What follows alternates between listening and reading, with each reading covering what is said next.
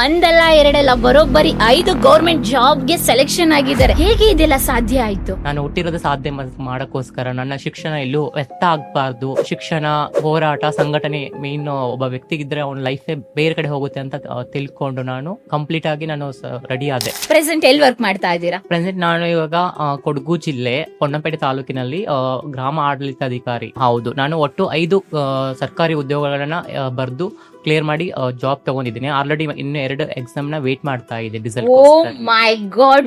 KPTCL ಅಲ್ಲಿ ವಿದ್ಯುತ್ ಇಲಾಖೆಯಲ್ಲಿ ವರ್ಕ್ ಮಾಡ್ತಾ ಇದ್ದೆ. ಆಮೇಲೆ ನಂದು ಫಾರೆಸ್ಟ್ ಡಿಪಾರ್ಟ್ಮೆಂಟ್ ಅಲ್ಲಿ ಫಾರೆಸ್ಟ್ ಗಾರ್ಡ್ ಆಗಿ ಜಾಬ್ ಆಯ್ತು. ಆಮೇಲೆ ವಿಲೇಜ್ ಅಕೌಂಟೆಂಟ್ 3 ಡಿಸ್ಟ್ರಿಕ್ಟ್ಸ್ ಸೆಲೆಕ್ಟ್ ಆಯ್ತು ಮ್ಯಾಮ್. ಆಕ್ಚುಲಿ ನಾನು ಬಟ್ ನಿಮ್ಮ ಲೈಫ್ ಅಲ್ಲಿ ಇನ್ಸ್ಪೈರ್ ಆಗಿದ್ದು ಎಲ್ಲಿಂದ? ಆರ್ಥಿಕವಾಗಿ ತುಂಬಾ ಹಿಂದುಳಿದಿದ್ದೀವಿ. ನಮ್ಮ ಬದುಕೋಸ್ಕರ ಹೋರಾಟ ಮಾಡ್ಲೇಬೇಕಿತ್ತು. ಇನ್ಸ್ಪೈರ್ ಏನಂದ್ರೆ ಮ್ಯಾಮ್, ನಮಗೆ ಕಷ್ಟಗಳೇ ಲೈಫಲ್ಲಿ ತುಂಬಿದ್ವು. ಅಪ್ಪ ಅಮ್ಮ ಇಲ್ಲ, ಆಮೇಲೆ ಹೊಟ್ಟೆಗೆ ಊಟ ಇಲ್ಲ. ನನ್ನ ಲೈಫಲ್ಲಿ ಏನಾದ್ರೂ ಮಾಡ್ಬೇಕು. ವೆಲ್ ಎಜುಕೇಟೆಡ್, ಈ ಕಡೆ ಗೌರ್ಮೆಂಟ್ ಎಂಪ್ಲಾಯಿ, ಬಟ್ ನೀವು ಈ ರೀತಿಯಾಗಿ ಕನ್ಸನ್ನ ಕಂಡವರೇ ಇಲ್ಲ. ಭಿಕ್ಷಾಟನೆಗೆ ಹೋದ್ರಿ, ಹೇಗ ಅನ್ನಿಸ್ತು? ಅವಾಗ ನಮ್ಗೆ ಎಷ್ಟು ತಿನ್ನಕ್ ಊಟನೂ ಇರ್ತಿರ್ಲಿಲ್ಲ.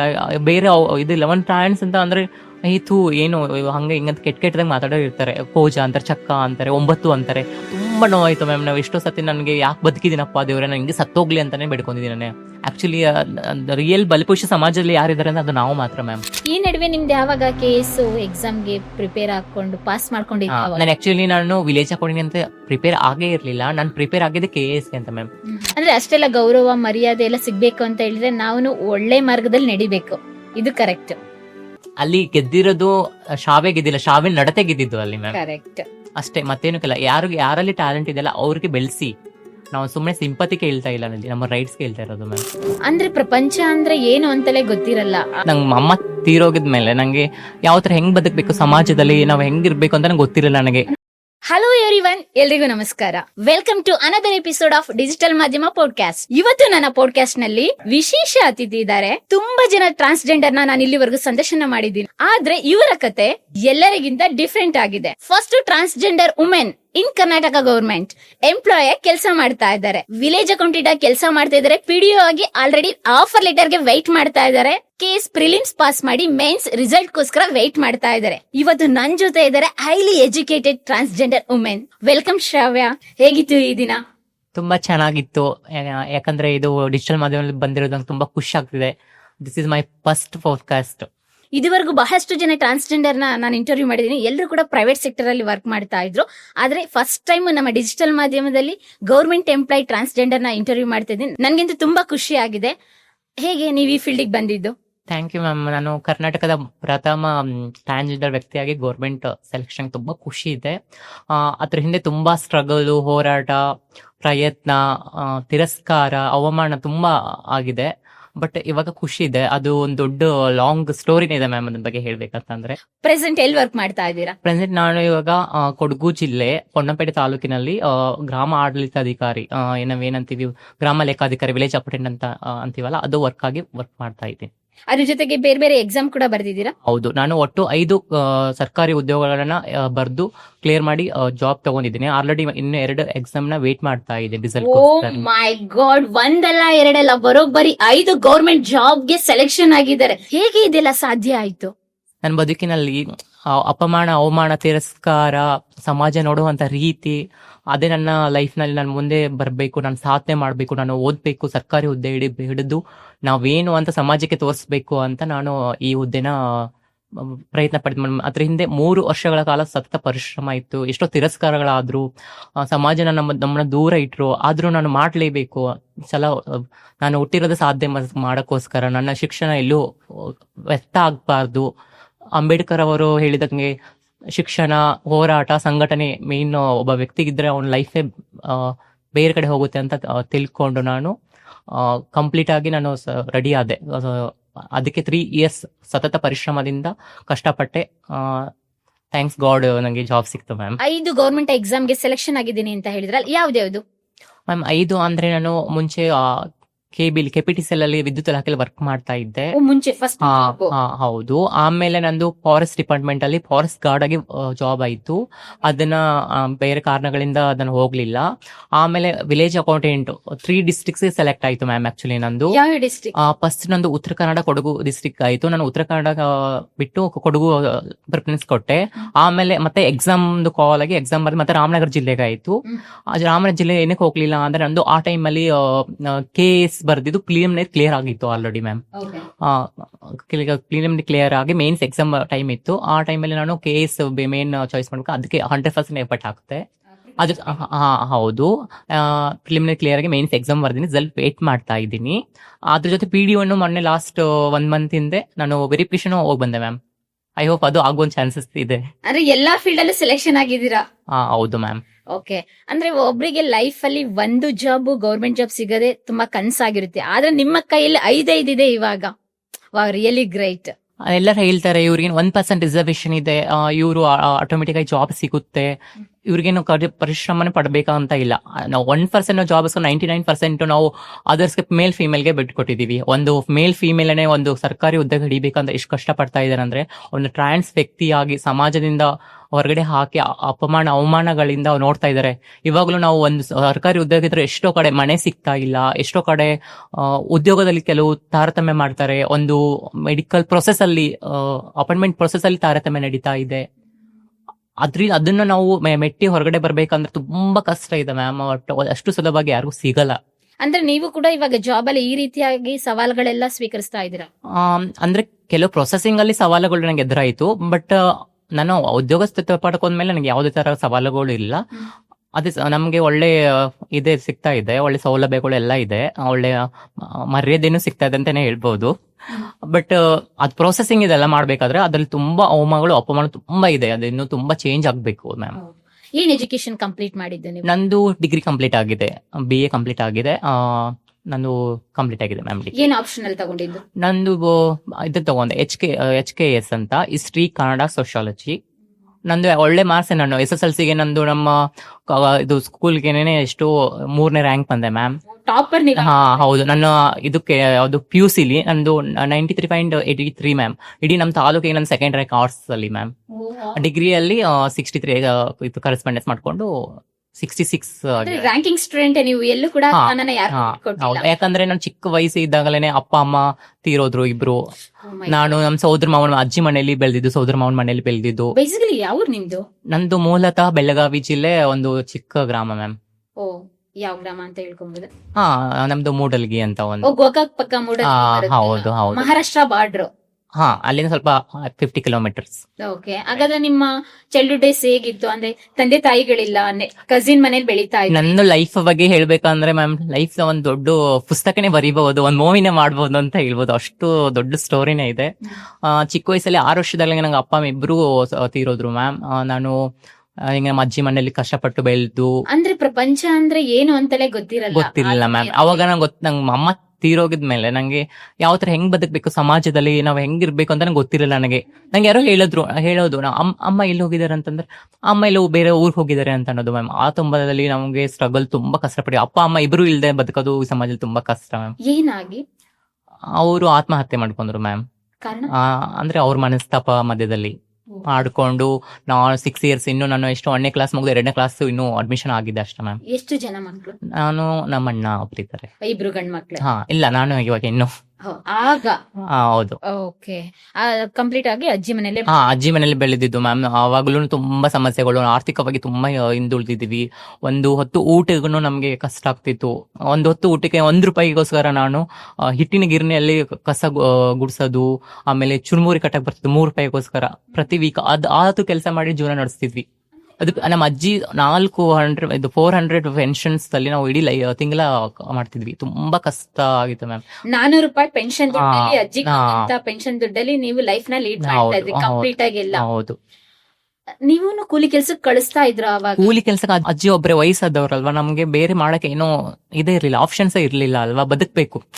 ಇವಾಗ ಬದುಕ್ಬೇಕಂದ್ರೆ ಲೈಫ್ ಹೋರಾಟಕ್ಕೆ ಬೇಕಲ್ಲ ಮ್ಯಾಮ್. ಬದುಕಿಗಾಗಿ ಹೋರಾಟ ಅಂತ ಹೇಳ್ತಾರಲ್ಲ ಹಂಗೆ ನಮ್ ಬದುಕೋಸ್ಕರ ಹೋರಾಟ ಮಾಡ್ಲೇಬೇಕಿತ್ತು. ಎಲ್ಲ ಮೂಡಲಗಿಲೆ ಓದಿದ್ದು ನೀವು? ಹಾ, ಅಲ್ಲೇ. Complete ಹಾ, ಆಗಿ education ಎಲ್ಲ? ಅಲ್ಲೇ ಮ್ಯಾಮ್. ಆ, ಅಂದ್ರೆ ಕಂಪ್ಲೀಟ್ ಅಂದ್ರೆ PUC ತನಕ ಅಲ್ಲಿ ಓದಿದೆ, ಡಿಗ್ರಿ ಮಾತ್ರ ಕರೆಸ್ಪಾಂಡೆನ್ಸ್ ಅಲ್ಲಿ ಮಾಡ್ಕೊಂಡಿದ್ದು ಮ್ಯಾಮ್, okay. ಶಂಕರಘಟ್ಟ ಶಿವಮೊಗ್ಗದಲ್ಲಿ.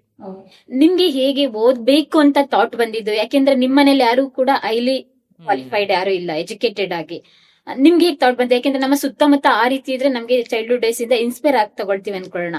ಬಟ್ ನಿಮ್ಮ ಲೈಫ್ ಅಲ್ಲಿ ಇನ್ಸ್ಪೈರ್ ಆಗಿದ್ದು ಎಲ್ಲಿಂದ? ಇನ್ಸ್ಪೈರ್ ಏನಂದ್ರೆ ಮ್ಯಾಮ್, ನಮಗೆ ಕಷ್ಟಗಳೇನೆ ಲೈಫಲ್ಲಿ ತುಂಬಿದ್ವು. ಅಪ್ಪ ಅಮ್ಮ ಇಲ್ಲ, ಆಮೇಲೆ ಹೊಟ್ಟೆಗೆ ಊಟ ಇಲ್ಲ. ಲೈಫಲ್ಲಿ ನಮ್ಗೆ ಯಾಕೆ ಹಿಂಗೆ ನಾವು ಲೈಫ್ನ ಅದೇನೋ ಗಾದೆ ಮಾತಲ್ಲ, ಬಡವನಾಗಿ ಹುಟ್ಟೋದು ತಪ್ಪಲ್ಲ, ಬಡವನಾಗಿ ಸಾಯೋದು ತಪ್ಪು ಅಂತ. ಅವಾಗಲೇ ನಾನು ಅದು ನಿರ್ಧಾರ ಮಾಡಿದೆ, ನನ್ನ ಲೈಫಲ್ಲಿ ಏನಾದ್ರೂ ಮಾಡಬೇಕು, ನಾನು ಹುಟ್ಟಿರೋದು ಸಾಧನೆ ಮಾಡೋಕ್ಕೋಸ್ಕರ ಅಂತ ನಾನು ಥಿಂಕ್ ಮಾಡಿ ಅವಾಗಲೇ ತುಂಬಾ ಕಷ್ಟಪಟ್ಟಿದ್ದು ಮ್ಯಾಮ್. ಒಂದೊತ್ತು ಊಟ ಇಲ್ಲನೂ ನಾನು ಓದ್ಬೇಕು. ನಾನು SSLCಗೆ 100 ರೂಪಾಯಿ ಬಾಡಿಗೆ ಕೊಟ್ಟು ನಾನು ಓದಕ್ಕೆ ಅಷ್ಟು ಕಷ್ಟ ಇತ್ತು ಮ್ಯಾಮ್. ಒಂದು ಪೇಪರ್ ತಗೊಂಡು ಪೆನ್ ತಗೊಳಕ್ಕೂ ನಮ್ಮ ಹತ್ರ ದುಡ್ಡು ಇರಲಿಲ್ಲ. ನನಗೆ ನಮ್ಮ ಸ್ಕೂಲ್ ಹೊತ್ತಿಂದನೇ ಬಡ ವಿದ್ಯಾರ್ಥಿಗಳು ಅಂತ ದುಡ್ಡು ಏನು ಬುಕ್ಸ್ ಪೆನ್ನು ಸಹಾಯ ಮಾಡ್ತಿದ್ರು. ಸ್ಕಾಲರ್ಶಿಪ್ ಅಲ್ಲೇ ನಾನು PUC ಅದೆಲ್ಲ ಕಂಪ್ಲೀಟ್ ಮಾಡ್ಕೊಂಡೆ ಮ್ಯಾಮ್. ಓಕೆ, ಒಂದ್ ಕಡೆ ಬಡತನ, ಇನ್ನೊಂದ್ ಕಡೆ ಹಸಿವು, ಇನ್ನೊಂದ್ ಕಡೆ ನಿಮ್ಮ ಅಜ್ಜಿ ಪ್ರೀತಿ ಸಿಗ್ತಾ ಇತ್ತು. ಅದೆಲ್ಲವನ್ನು ಮೀರಿದ್ರು ಕೂಡ ಹೈಸ್ಕೂಲ್ ಲೆವೆಲ್ ಅಲ್ಲಿ ಬಂದಾಗ ಚೇಂಜಸ್ ಇರುತ್ತಲ್ಲ, ಅದೇನಾದ್ರೂ ನಿಮ್ಗೆ ಸವಾಲಾಗಿ ಬಂತ? ಹಾ, ಗೊತ್ತಾಯ್ತು ನಂಗೆ. ಆಲ್ರೆಡಿ ನನ್ ಇದು ಪ್ರೈಮರಿ ಇದ್ದಾಗಲೇ ಗೊತ್ತಾಯ್ತು, ಒಂದು ಪ್ರಾಥಮಿಕ ಶಾಲೆಯಲ್ಲಿ ನಂಗೆ ಗೊತ್ತಾಯ್ತು. ಇವಾಗ ನನ್ನಲ್ಲಿ ನನಗೆ ಚೇಂಜಸ್ ಆಗ್ತಾ ಇದೆ. ನನ್ಗೆ ಯಾಕೆ ಒಂಥರ ಲೈಕ್ ನನ್ಗೆ ಅಟ್ರಾಕ್ಷನ್ ಜಾಸ್ತಿ ಹುಡುಗಿ ಜೊತೆನೇ ಇರ್ತಿದ್ದೆ, ಹುಡುಗಿ ಜೊತೆನೇ ಆಟ ಆಡ್ತಿದ್ದೆ. ಲೈಕ್ ನಮ್ಮ ಮನೇಲಿ ಹೇಳೋರಿಗೆ, ನೀನು ಹುಡುಗಿರ ಜೊತೆನೆ ಅಂದ್ರೆ ಅಕ್ಕಪಕ್ಕದವರೆಲ್ಲ ಹೇಳೋರಿಗೆ, ಏನಕ್ಕೆ ನೀನು ಹುಡುಗಿ ಜೊತೆನೆ ಜಾಸ್ತಿ ಇರ್ತೀಯಾ. ಅವ್ರ ಕೆಲಸ ಮಾಡೋದು, ರಂಗೋಲಿ ಹಾಕೋದು, ಹೂವೆಲ್ಲ ಕಟ್ಟೋದು, ಆತರ ಜಾಸ್ತಿ ಅಡಿಗೆ ಮಾಡೋದು, ಆಟ ಆಡೋದು. ಎಲ್ಲ ಹುಡುಗರ ಜೊತೆ ಥ್ರೋಬಾಲ್ ಆಡಕ್ ಹೋದ್ರೆ ನಾನು ಇದು ಹುಡುಗರೆಲ್ಲ ಕಬಡ್ಡಿ ಆಡಕ್ ಹೋದ್ರೆ ನಾನು ಥ್ರೋಬಾಲ್ ಆಡಕ್ ಹೋಗ್ತಿದ್ದೆ ಹುಡುಗರ ಜೊತೆ. ಓಕೆ, ಯಾಕೆಂದ್ರೆ ನಿಮ್ಮಲ್ಲಿ ಹಾರ್ಮೋನ್ಸ್. ಹಾ, ಹೌದು. ಅವಾಗ್ಲೇ ನನ್ಗೆ ಗೊತ್ತಾಯ್ತು, ಐಡೆಂಟಿಫೈ ಆಯ್ತು. ಹಾ, ನನ್ಗೆ ಗೊತ್ತಾಯ್ತು. ಬಟ್ ನಾನು ಎಕ್ಸ್ಪ್ಲೋರ್ ಮಾಡ್ತಿರ್ಲಿಲ್ಲ.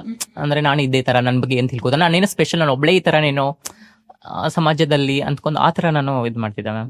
ಕಂಪ್ಲೀಟ್ ಆಗಿ ನಿಮಗೆ ಗೊತ್ತಾಗಿದೆ ಅವಾಗ? ಗೊತ್ತಾಯ್ತು ನನ್ಗೆ, ಆಲ್ರೆಡಿ ಹೈಸ್ಕೂಲ್ ಬಂದಾಗ ನಂಗೆ ಕಂಪ್ಲೀಟ್ ಆಗಿ ಗೊತ್ತಾಯ್ತು. ಅವಾಗ ನಿಮ್ ಎಜುಕೇಶನ್ಗೆ ಡಿಸ್ಟರ್ಬ್ ಆಗ್ಲಿಲ್ಲ? ನಾನು ಆವಾಗ್ಲೂ ನಂಗೆ ಮೈಂಡ್ ಎಲ್ಲ ಸ್ವಲ್ಪ ಚಂಚಲ ಆಗ್ತಿತ್ತು. ಬಟ್ ನನ್ನ ಎಜುಕೇಶನ್ ಹಂಗ ತುಂಬಾ ಕಷ್ಟ ಪರಿಸ್ಥಿತಿ ಅಲ್ವಾ, ನಾವು ಹೊಟ್ಟೆಗೋಸ್ಕರ ಮಾಡ್ಲೇಬೇಕು ಅಂತ ದುಡ್ಡು. ನಾನು ಚೆನ್ನಾಗಿ ಓದಿದ್ರೆ ನಮ್ಮ ಅಜ್ಜಿ ಹೇಳೋದು, ತುಂಬಾ ಚೆನ್ನಾಗಿ ಓದು, ನಿನ್ಗೆ ಯಾರು ಅಪ್ಪ ಅಮ್ಮ ಇಲ್ಲ, ನಿನ್ ಕಾಲ್ ಮೇಲೆ ನಿಂತ್ಕೊಂಡ್ರೆ. ಅಂದ್ರೆ ನಿಮಗೆ ಬೆಸ್ಟ್ ಮೋಟಿವೇಶನ್ಸ್ ಯಾರು ಅಂತ ಹೇಳಿದ್ರೆ ನಿಮ್ಮ ಅಜ್ಜಿನೇ ಯಾವಾಗ್ಲೂ ಇನ್ಸ್ಪೈರ್ ಮಾಡ್ತಾರೆ? ಹೌದು. ಬಟ್ ದುರದೃಷ್ಟಾರ್ಥ ಅವ್ರು ಈ ನಂಗೆ ಒಳ್ಳೆ ಮೂಮೆಂಟ್ ಎಲ್ಲ ಅವ್ರಿಲ್ಲ ಅನ್ನೋದೇ ನಂಗೊಂದು ತುಂಬಾ ಆಯ್ತು ಮ್ಯಾಮ್. ಫೆಬ್ರವರಿ ಟೈಮಲ್ಲಿ ಅಂದ್ರೆ ನಿಮ್ ಜಾಬ್ ನೋಡಿದ್ರು ನೀವು? ಹೌದು. ಅವ್ರು ನನ್ ಕೇಸ್ ಫಿಲಿಮ್ಸ್ ಕ್ಲಿಯರ್ ಮಾಡಿದಾಗ್ಲೂ ಹೇಳ್ತಿದ್ರು, ಏನಂತ ನಿಂಗೆ ದೊಡ್ಡ ಜಾಬ್ ಬಿಡ್ತಿದ್ಯಲ್ವಾ ಅಂತ. ತುಂಬಾ ಆಸೆ ಇತ್ತು, ನನ್ನ ಅವ್ರು ತುಂಬಾ ಚೆನ್ನಾಗಿ ನೋಡ್ಕೋಬೇಕು ಅಂತ ಆಸೆ ಮ್ಯಾಮ್. ನನ್ಗೆ ಒಂದು ಡ್ರೀಮ್ ಇದೆ. ಅಂದ್ರೆ ಈಗ ನಂತರ ಅನಾಥ ಮಕ್ಕಳು ಯಾರು ನೋವು ಪಡ್ಬಾರ್ದು. ನಂತರ ನಮ್ಮ ಅಜ್ಜಿಗೂ ತುಂಬಾ ಕಷ್ಟಪಟ್ಟಿದ್ದಾರೆ ಪಾಪ.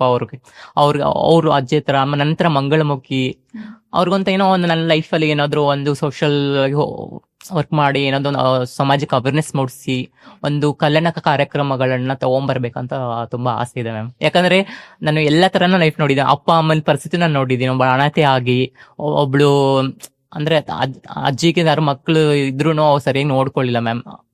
ಅದ್ರ ವೃದ್ಧರ ಪರಿಸ್ಥಿತಿಗಳು ಹೆಂಗಿದೆ, ಮಂಗಳಮುಖಿಯರ ಜೀವನ ಹೆಂಗಿದೆ ಅಂದ್ರೆ ಎಲ್ಲರೂ ಬಲಿಪುಷಿ ಆಗಿದ್ದೀನಿ ನಾನು. ಅದಕ್ಕೋಸ್ಕರ ನಾನೆಲ್ಲ ಲೈಫ್ನ ಅದಕ್ಕೋಸ್ಕರ ಸಮಾಜದಲ್ಲಿ ನಾನು ಬೆಲ್ ತೋರಿಸ್ಬೇಕು, ಮಾದರಿ ಆಗ್ಬೇಕು. ನಂತರ ಅನಾಥ ಮಕ್ಕಳಿಗೂ ಇದಾಗ್ಬೇಕು, ಮಂಗಳಮುಖಿಯರಿಗೂ ಒಂದು ಇನ್ಸ್ಪೈರ್ ಬೇಕಂತ ಮುಂಚೆಯಿಂದ ತುಂಬಾ ಇತ್ತು ಮ್ಯಾಮ್. ಅಂದ್ರೆ ಆಲ್ರೆಡಿ ನೀವು ಇವಾಗ ಮಾದರಿಯಾಗೇ ಇದ್ದೀರಾ. ಒಂದ್ ರೀತಿ ಲೈಫಲ್ಲಿ ಹೇಗೆ ಅಂತ ಹೇಳಿದ್ರೆ, ಅಪ್ಪ ಅಮ್ಮ ಇದ್ದಾಗ ಲೈಫ್ ಬೇರೆ ರೀತಿ ಇರುತ್ತೆ, ಕಸಿನ್ ಇದ್ದಾಗ ಬೇರೆ ರೀತಿ ಇರುತ್ತೆ. ಅಪ್ಪ ಅಮ್ಮ ಇಲ್ಲ, ಅಜ್ಜಿ ಮನೇಲಿ ಬೆಳೀತಾ ಇದ್ದೀರಾ, ಅದ್ರಲ್ಲೂ ಕೂಡ ಫೈನಾನ್ಷಿಯಲಿ ತುಂಬಾ ಪೂರ್ ಇದ್ದೀರಾ. ಅದ್ರಲ್ಲೂ ಇನ್ನೊಂದಂತ ಹೇಳಿದ್ರೆ ಹಾರ್ಮೋನ್ ಎಲ್ಲ ವೇರಿಯೇಷನ್ ಆಗ್ತಾ ಇದೆ. ಈ ಸಂದರ್ಭದಲ್ಲಿ ನಿಮ್ ರಿಲೇಟಿವ್ಸ್, ಕಸಿನ್ಸ್, ಬಂಧು ಬಳಗ ನಿಮ್ಮನ್ನ ನೋಡಿದ್ ಹೇಗೆ? ಅಂದ್ರೆ ತುಂಬಾ ಕಷ್ಟ ಆಯ್ತು ಮ್ಯಾಮ್ ಆ ಟೈಮಲ್ಲಿ ಲೈಫು.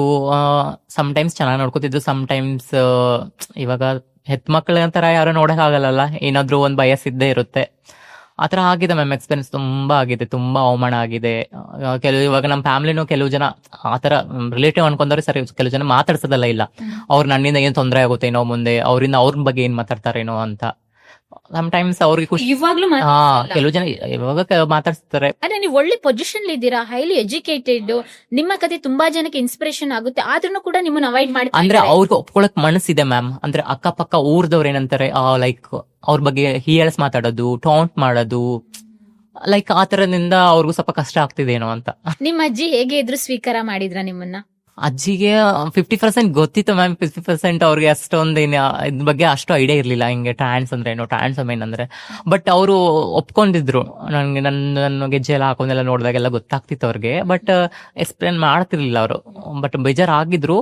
ಬಟ್ ಇವಾಗ ಹೆತ್ತವ್ರಿಗೆ ಹೆಗ್ನ ಮುದ್ದು ಅಂತಾರಲ್ವಾ, ಅಜ್ಜಿಗೆ ಅಜ್ಜಿ ಆಕ್ಚುಲಿ ನನ್ನ ತಾಯಿಗಿಂತ ಹೆಚ್ಚು ಮ್ಯಾಮ್. ಯಾಕಂದ್ರೆ ನನ್ನ ಚಿಕ್ಕ ವಯಸ್ಸಿಂದನೂ ಬೆಳೆಸಿದ್ದೆ ಅವರೇ.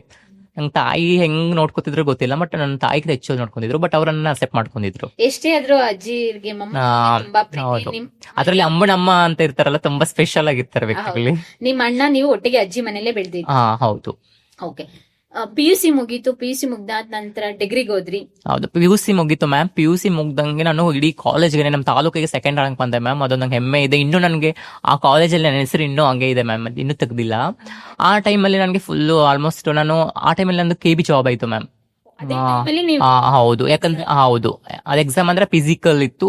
ಫಿಸಿಕಲ್ ವಿತ್ SSLC ಮಾರ್ಕ್ಸ್, ಒಳ್ಳೆ ಮಾರ್ಕ್ಸ್ ತೆಗ್ದಿದ್ದಲ್ಲ, SSLC ಮೇಲೆ ಒಳ್ಳೆ ಜಾಬ್ ಆಯ್ತು ಮ್ಯಾಮ್. ಆ ಟೈಮಲ್ಲಿ ಅವಾಗಲೂ ತುಂಬಾ ಫಿಸಿಕಲ್ ನಾನು ತುಂಬಾ. PUC ನೀವು ಜಾಬ್ಗೆ ಅಪ್ಲೈ ಮಾಡ್ಬೇಕು, ಗೌರ್ಮೆಂಟ್ ಜಾಬ್ಗೆ ಅಂತ ನಿಮ್ಗೆ ಯೋಚನೆ ಬಂತು? ಅವಾಗ ನಮ್ಗೆ ಬಡತನ ಇತ್ತಲ್ಲ, ಬಡತನದಿಂದ ನಾವು ಹೊರಗಡೆ ಬರ್ಬೇಕು ಅಂತಂದ್ರೆ ಅಟ್ಲೀಸ್ಟ್ ನಾವು ಜಾಬ್ ಮಾಡ್ಲೇಬೇಕು, ನಂಗೆ ಅನಿವಾರ್ಯ ಇತ್ತು. ವಯಸ್ಸಾದ ಅಜ್ಜಿ ಇದ್ದಾರೆ, ನನ್ನ ಲೈಫ್ ನಾನು ನೋಡ್ಕೋಬೇಕು. ನಾನು ಅಷ್ಟು ದೊಡ್ಡವಳಾಗಿ ಆಲ್ಮೋಸ್ಟ್ PUC ಅಂದ್ರೆ ನಂಗೆ ಒಂದು ಮೆಚುರಿಟಿ ಲೆವೆಲ್ ಬಂದಿತ್ತು, ಏನಾದ್ರು ಮಾಡ್ಲೇಬೇಕು ಅಂತ. ಇಲ್ಲಾಂದ್ರೆ ಆ ಬಡತನ ನನ್ನ ಮೇಲೆ ಎತ್ತಿತ್ತು ಮ್ಯಾಮ್ ಆ ಟೈಮಲ್ಲಿ.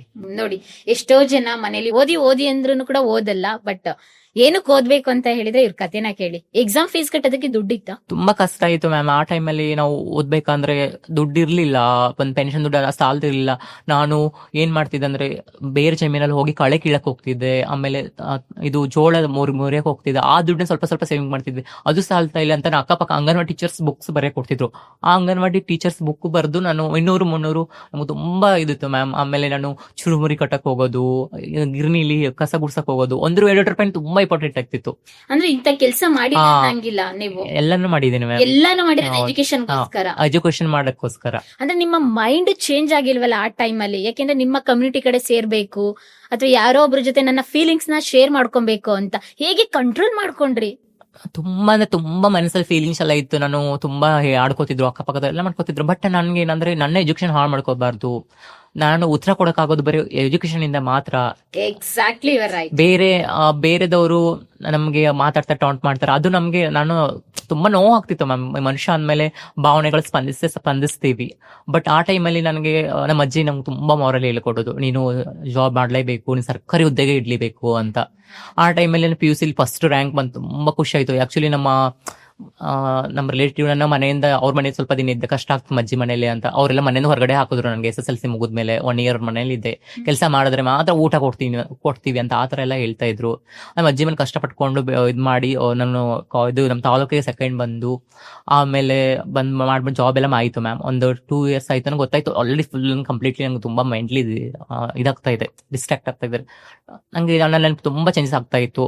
3 years ಮಾಡಿದೆ ಕಷ್ಟಪಟ್ಟು, ಹಂಗೆ ಡಿಗ್ರಿ ಕಂಪ್ಲೀಟ್ ಮಾಡ್ಕೊಂಡ್ಬಿಟ್ಟೆ ಮ್ಯಾಮ್. ನನ್ಗೆ ಗೊತ್ತಿತ್ತು ಮೊದಲು ಎಜುಕೇಶನ್ ಮೇನು, ಆಮೇಲೆ ನನ್ನ ಭಾವನೆಗಳಿಗೆ ನಾನು ಬೆಲೆ ಕೊಡಕೋಬಹುದು ಅಂತ. ನಮ್ಮ ಮನೆಯಲ್ಲಿ ಸ್ವಲ್ಪ ಕ್ಲಿಕ್ ಕೊಟ್ಟೆ, ಆಮೇಲೆ ಹಂಗಂಗೆ ಹೋಗಿ ಆಮೇಲೆ ನಾನು ಕಮ್ಯುನಿಟಿ ಎಲ್ಲ ಪರಿಚಯ ಮಾಡ್ಕೊಂಡು ಡಿಗ್ರಿ ಕಂಪ್ಲೀಟ್ ಆದ್ಮೇಲೆ ಮಾಡ್ಕೊಂಡು ನೀವು ಜಾಬ್ ಹೋಗ್ತಾ ಎಕ್ಸಾಮ್ ಮಾಡ್ತಿದ್ದೆ ಮ್ಯಾಮ್. ಓಕೆ, ಅಲ್ಲೇ ಸುತ್ತಮುತ್ತ ಜಾಬ್? ಇಲ್ಲ, ನಾನು ಭದ್ರಾವತಿಲಿ KB 3 years ವರ್ಕ್ ಮಾಡಿದ್ದೀನಿ ಮ್ಯಾಮ್. ಅಂದ್ರೆ PUC ಮುಗಿದ ಹೌದು. ಆಕ್ಚುಲಿ ನಂಗೆ ತುಂಬಾ ಡಿಗ್ರಿ ಇನ್ನೂ ನಾನು ಡಿಗ್ರಿ ಮಾಡ್ಬೇಕು, ಆಕ್ಚುಲಿ ನಂಗೆ ಡ್ರೀಮೇ IAS ಮಾಡ್ಬೇಕಂತ ತುಂಬಾ ಇತ್ತು ಮ್ಯಾಮ್. ನನಗೆ ಸಿವಿಲ್ ಸರ್ವಿಸ್ ಅಂದ್ರೆ ಹೆವಿ ಹುಚ್ಚು. ನಾನು ಆದ್ರೆ DC ಆಗ್ಬೇಕು ಅಥವಾ ತಹಶೀಲ್ದಾರೇ ಆಗ್ಬೇಕು, ಚಿಕ್ಕ ವಯಸ್ಸಿಂದನೂ ತಮ್ಗೆ ತುಂಬಾ. ಯಾಕಂದ್ರೆ ನಾವು ಸಮಾಜದಲ್ಲಿ ನಾವು ಕೆಲ ಮಟ್ಟದಲ್ಲಿ ಯಾರು ಇರ್ತಾರಲ್ಲ, ಅಂದ್ರೆ ಯಾರು ಬಲಿಪುಷ್ಯಗಳು ಇರ್ತಾರಲ್ಲ, ಯಾರು ಪೂರ್ತಿ ತಳಮಟ್ಟದಲ್ಲಿ ಸಮಾಜ ಇರುತ್ತಲ್ಲ, ಅಂತವ್ರು ಸಹಾಯ ಮಾಡಬೇಕು ಅಂತ ತುಂಬಾ ಇತ್ತು ಮ್ಯಾಮ್ ಚಿಕ್ಕ ವಯಸ್ಸಿನ. ಯಾಕಂದ್ರೆ ಆ ಕಷ್ಟನ ನೋಡ್ಕೊಂಡ್ ಬಂದಿವಿ ನಾನು. ನಂತರ ಅನಾಥ ಮಕ್ಕಳು ಎಷ್ಟು ಜನ ಇರ್ತಾರೆ, ಆಮೇಲೆ ನಮ್ಮ ಅಜ್ಜಿ ತರ ವಯಸ್ಸಾದವ್ರಿಗೆ ಯಾರು ಮಕ್ಕಳಿದ್ರು ಸರಿಯಾಗಿ ನೋಡ್ಕೊಳ್ಳಲ್ಲ, ಅಂತವ್ರಿಗೆ ನನ್ನ ಕೈಲಿ ಏನಾಗುತ್ತೆ ಅಂತ ಅದನ್ನ ಸಹಾಯ ಮಾಡ್ಬೇಕು ಅಂತ ತುಂಬಾ ಆಸೆ ಇತ್ತು ನಂಗೆ. ಹೌದು. ಆ ಟೈಮಲ್ಲಿ ತುಂಬಾ ಸ್ಟ್ರಗಲ್ ಆಯ್ತು. ಯಾಕಂದ್ರೆ ನಾನು ಜಾಬ್ ಮಾಡೋಗ್ಲೂ ಅಷ್ಟೇ, ಅಲ್ಲಿ ಸ್ವಲ್ಪ ಫಿಸಿಕಲ್ ವರ್ಕ್ ಎಲ್ಲ ಇರ್ತಿತ್ತು, ಕೇಬಲ್ ಎಲ್ಲ ಕಂಬ ಎಲ್ಲ ಅದೆಲ್ಲ ಹಂಗ ಆಗ್ತಾ ಇರ್ಲಿಲ್ಲ, ತುಂಬಾ ಕಷ್ಟ ಆಗೋದು. ಹಂಗೆ ಫ್ರೆಂಡ್ ಎಲ್ಲ ಪರಿಚಯ ಆಗಿ, ನಮ್ಮ ಕಮ್ಯುನಿಟಿ ಎಲ್ಲ ಪರಿಚಯ ಆಗಿ ನಾನು ಡಿಸೈಡ್ ಮಾಡಿದೆ ನಾನು ನೀವು ಫಸ್ಟ್ ನೀವು ಸೆಲೆಕ್ಷನ್ ಆಗಿ ಜಾಬ್ಗೆ ಮೇಲ್ ಆಗಿ ಹೌದು ಮೇಲ್ ಅಂತ ಆಗಿದ್ದೆ, ಬಟ್ ನನಗೆ ಅದು ಕಂಪ್ಲೀಟ್ ಮಾಡಕ್ ಆಗ್ಲಿಲ್ಲ. Okay okay okay. ಹುಡುಗ ಆಗಿ ನೀವು ಹಾ, ಗೌರ್ಮೆಂಟ್ ಜಾಬ್ ಹೌದು. ಸೆಲೆಕ್ಷನ್ ಹೌದು ಹೌದು. ಎಷ್ಟು ವರ್ಷ ಮಾಡಿದ್ರಿ, ಎಲ್ಲಿ ಮಾಡಿದ್ರಿ? 3 ವರ್ಷ ಮಾಡಿದ್ದೆ ಮ್ಯಾಮ್. ಇದು ವಿದ್ಯುತ್ ಇಲಾಖೆಯಲ್ಲಿ ಇದರಲ್ಲಿ ಮಾಡಿದ್ದೆ. ಯಾವುದು ಭದ್ರಾವತಿ ಇದು ಶಿವಮೊಗ್ಗ ಜಿಲ್ಲೆ ಭದ್ರಾವತಿ ತಾಲೂಕಿನಲ್ಲಿ ಮಾಡಿದ್ದೆ. ಆಮೇಲೆ ನಂಗೆ ತುಂಬಾ ಟ್ರಾನ್ಸ್ಫರ್ಮೇಶನ್ ಆಲ್ರೆಡಿ ನಂಗೆ ತುಂಬಾ ಗೊತ್ತಾಗ್ತಿತ್ತು, ಫೀಲ್ ಆಗ್ತಾ ಇತ್ತು. ನನಗೆ ಬದುಕಕ್ಕಾಗಲ್ಲ, ಹುಡುಗಕ್ಕೆ ಬದುಕಕ್ಕಾಗಲ್ಲ, ಹುಡುಗಿಯಾಗಿ ನನಗೆ ಆಲ್ರೆಡಿ ಡಿಸೈಡ್ ಮಾಡ್ಬಿಟ್ಟೆ ಆದ್ರೆ ಇನ್ನೂ ಸತ್ರು ಎಣ್ಣೆ ಅಂತ ಹೇಳಿ ಡಿಸೈಡ್ ಮಾಡಿದೆ. ಅಷ್ಟೊತ್ತಿಗೆ ನಂಗೆ ಕಮ್ಯುನಿಟಿ ಕೆಲವೆಲ್ಲ ಪರಿಚಯ ಆಗಿ ನಾನು ಕಂಪ್ಲೀಟ್ ಆಗಿ ಸರ್ಜರಿ ಮಾಡ್ಬೇಕು ರೆಡಿ ಆಯ್ತು. ಅದೇ ಎಷ್ಟು 1 ತಿಂಗಳದು ಪರ್ಮನೆಂಟ್ ಆಗಿ 1 ತಿಂಗಳಾಗಿತ್ತು ಮ್ಯಾಮ್ ನಂದು. ಅದನ್ನ ದುಡ್ಡು ತಗೊಂಡು ಹೋಗ್ಬಿಟ್ಟು ಸರ್ಜರಿಗೆ ಆಯ್ತು. 1 ತಿಂಗಳ ಸಂಬಳ ಹಾಗಾದ್ರೆ ಎಷ್ಟು ಬರ್ತಾ ಇತ್ತು? ಅಂದ್ರೆ 1 ತಿಂಗಳಂದ್ರೆ ಮ್ಯಾಮ್ ಸ್ವಲ್ಪ ಅದು ನಮ್ ಕಡೆ ನಮ್ಮ ಕಮ್ಯುನಿಟಿಯಲ್ಲಿ ಸ್ವಲ್ಪ ಲೋನ್ ಎಲ್ಲ ಮಾಡ್ಕೋತೀವಿ ನಾವು, ಫೈನಾನ್ಸ್ ಎಲ್ಲ ತಗೊಂತೀವಿ. ಅದನ್ನ ಸ್ವಲ್ಪ ಸ್ಟಾರ್ಟಿಂಗ್ ಅಲ್ಲಿ ಇದ್ ಮಾಡೋಣ ಅಂತ ಫೈನಾನ್ಸ್ ಎತ್ಕೊಂಡ್ವಿ. ತುಂಬಾ ಖರ್ಚಾಗಿದೆ ಮ್ಯಾಮ್, ದುಡ್ಡು ಸುಮಾರು ಖರ್ಚಾಗಿದೆ. ಎಷ್ಟಾಯ್ತು ಕಂಪ್ಲೀಟ್ ಆಗಿ? ಕಂಪ್ಲೀಟ್ ಆಗಂದ್ರೆ ಒಂದು 8 to 9 ಲ್ಯಾಕ್ ಬೇಕು ಮ್ಯಾಮ್. 9 ಬೇಕು complete. Look like complete women. Okay. ನೀವು ಫಸ್ಟ್ ಟೈಮ್ 9 ಲಕ್ಷ ಖರ್ಚು ಹೌದು ಹೌದು ಆ ಏಜ್ಗೆನೆ? ಹೌದು. ಅಂದ್ರೆ ಸಾಲ ತೀರಿಸ್ತೀನಿ ಅಂತ ನಿಮ್ಮಲ್ಲಿ ಛಲ ಇತ್ತು? ಸಾಲ ಇತ್ತು ಮ್ಯಾಮ್. ನಾನು ಕಷ್ಟಪಟ್ಟು ಏನ್ ಮಾಡ್ತೀನಿ, ಏನೋ ದುಡಿತೀನಿ ಅಂತ ಸ್ವಲ್ಪ ಅವಾಗ ನಮ್ಮ ಫ್ಯಾಮಿಲಿ ಸ್ವಲ್ಪ ಸಿಕ್ತು ಮ್ಯಾಮ್ ನಂಗೆ. ಆ ಟೈಮಲ್ಲಿ ಒಂದ್ ಸ್ವಲ್ಪ ಹೆಲ್ಪ್ ಮಾಡಿದ್ರು, ಬಟ್ ತೀರಿಸ್ತೀನಿ ಅಂತ ಕೆಪಾಸಿಟಿ ನಂಗಿತ್ತು. ನೀವು ಕಂಪ್ಲೀಟ್ ಆಗಿ ಟ್ರಾನ್ಸ್ ಆದಾಗ ಜಾಬ್ ಅಲ್ಲಿ ಇದ್ರ, ಜಾಬ್ ಬಿಟ್ಟಿದ್ರ? ಜಾಬ್ ಇರ್ಲಿಲ್ಲ ಮ್ಯಾಮ್.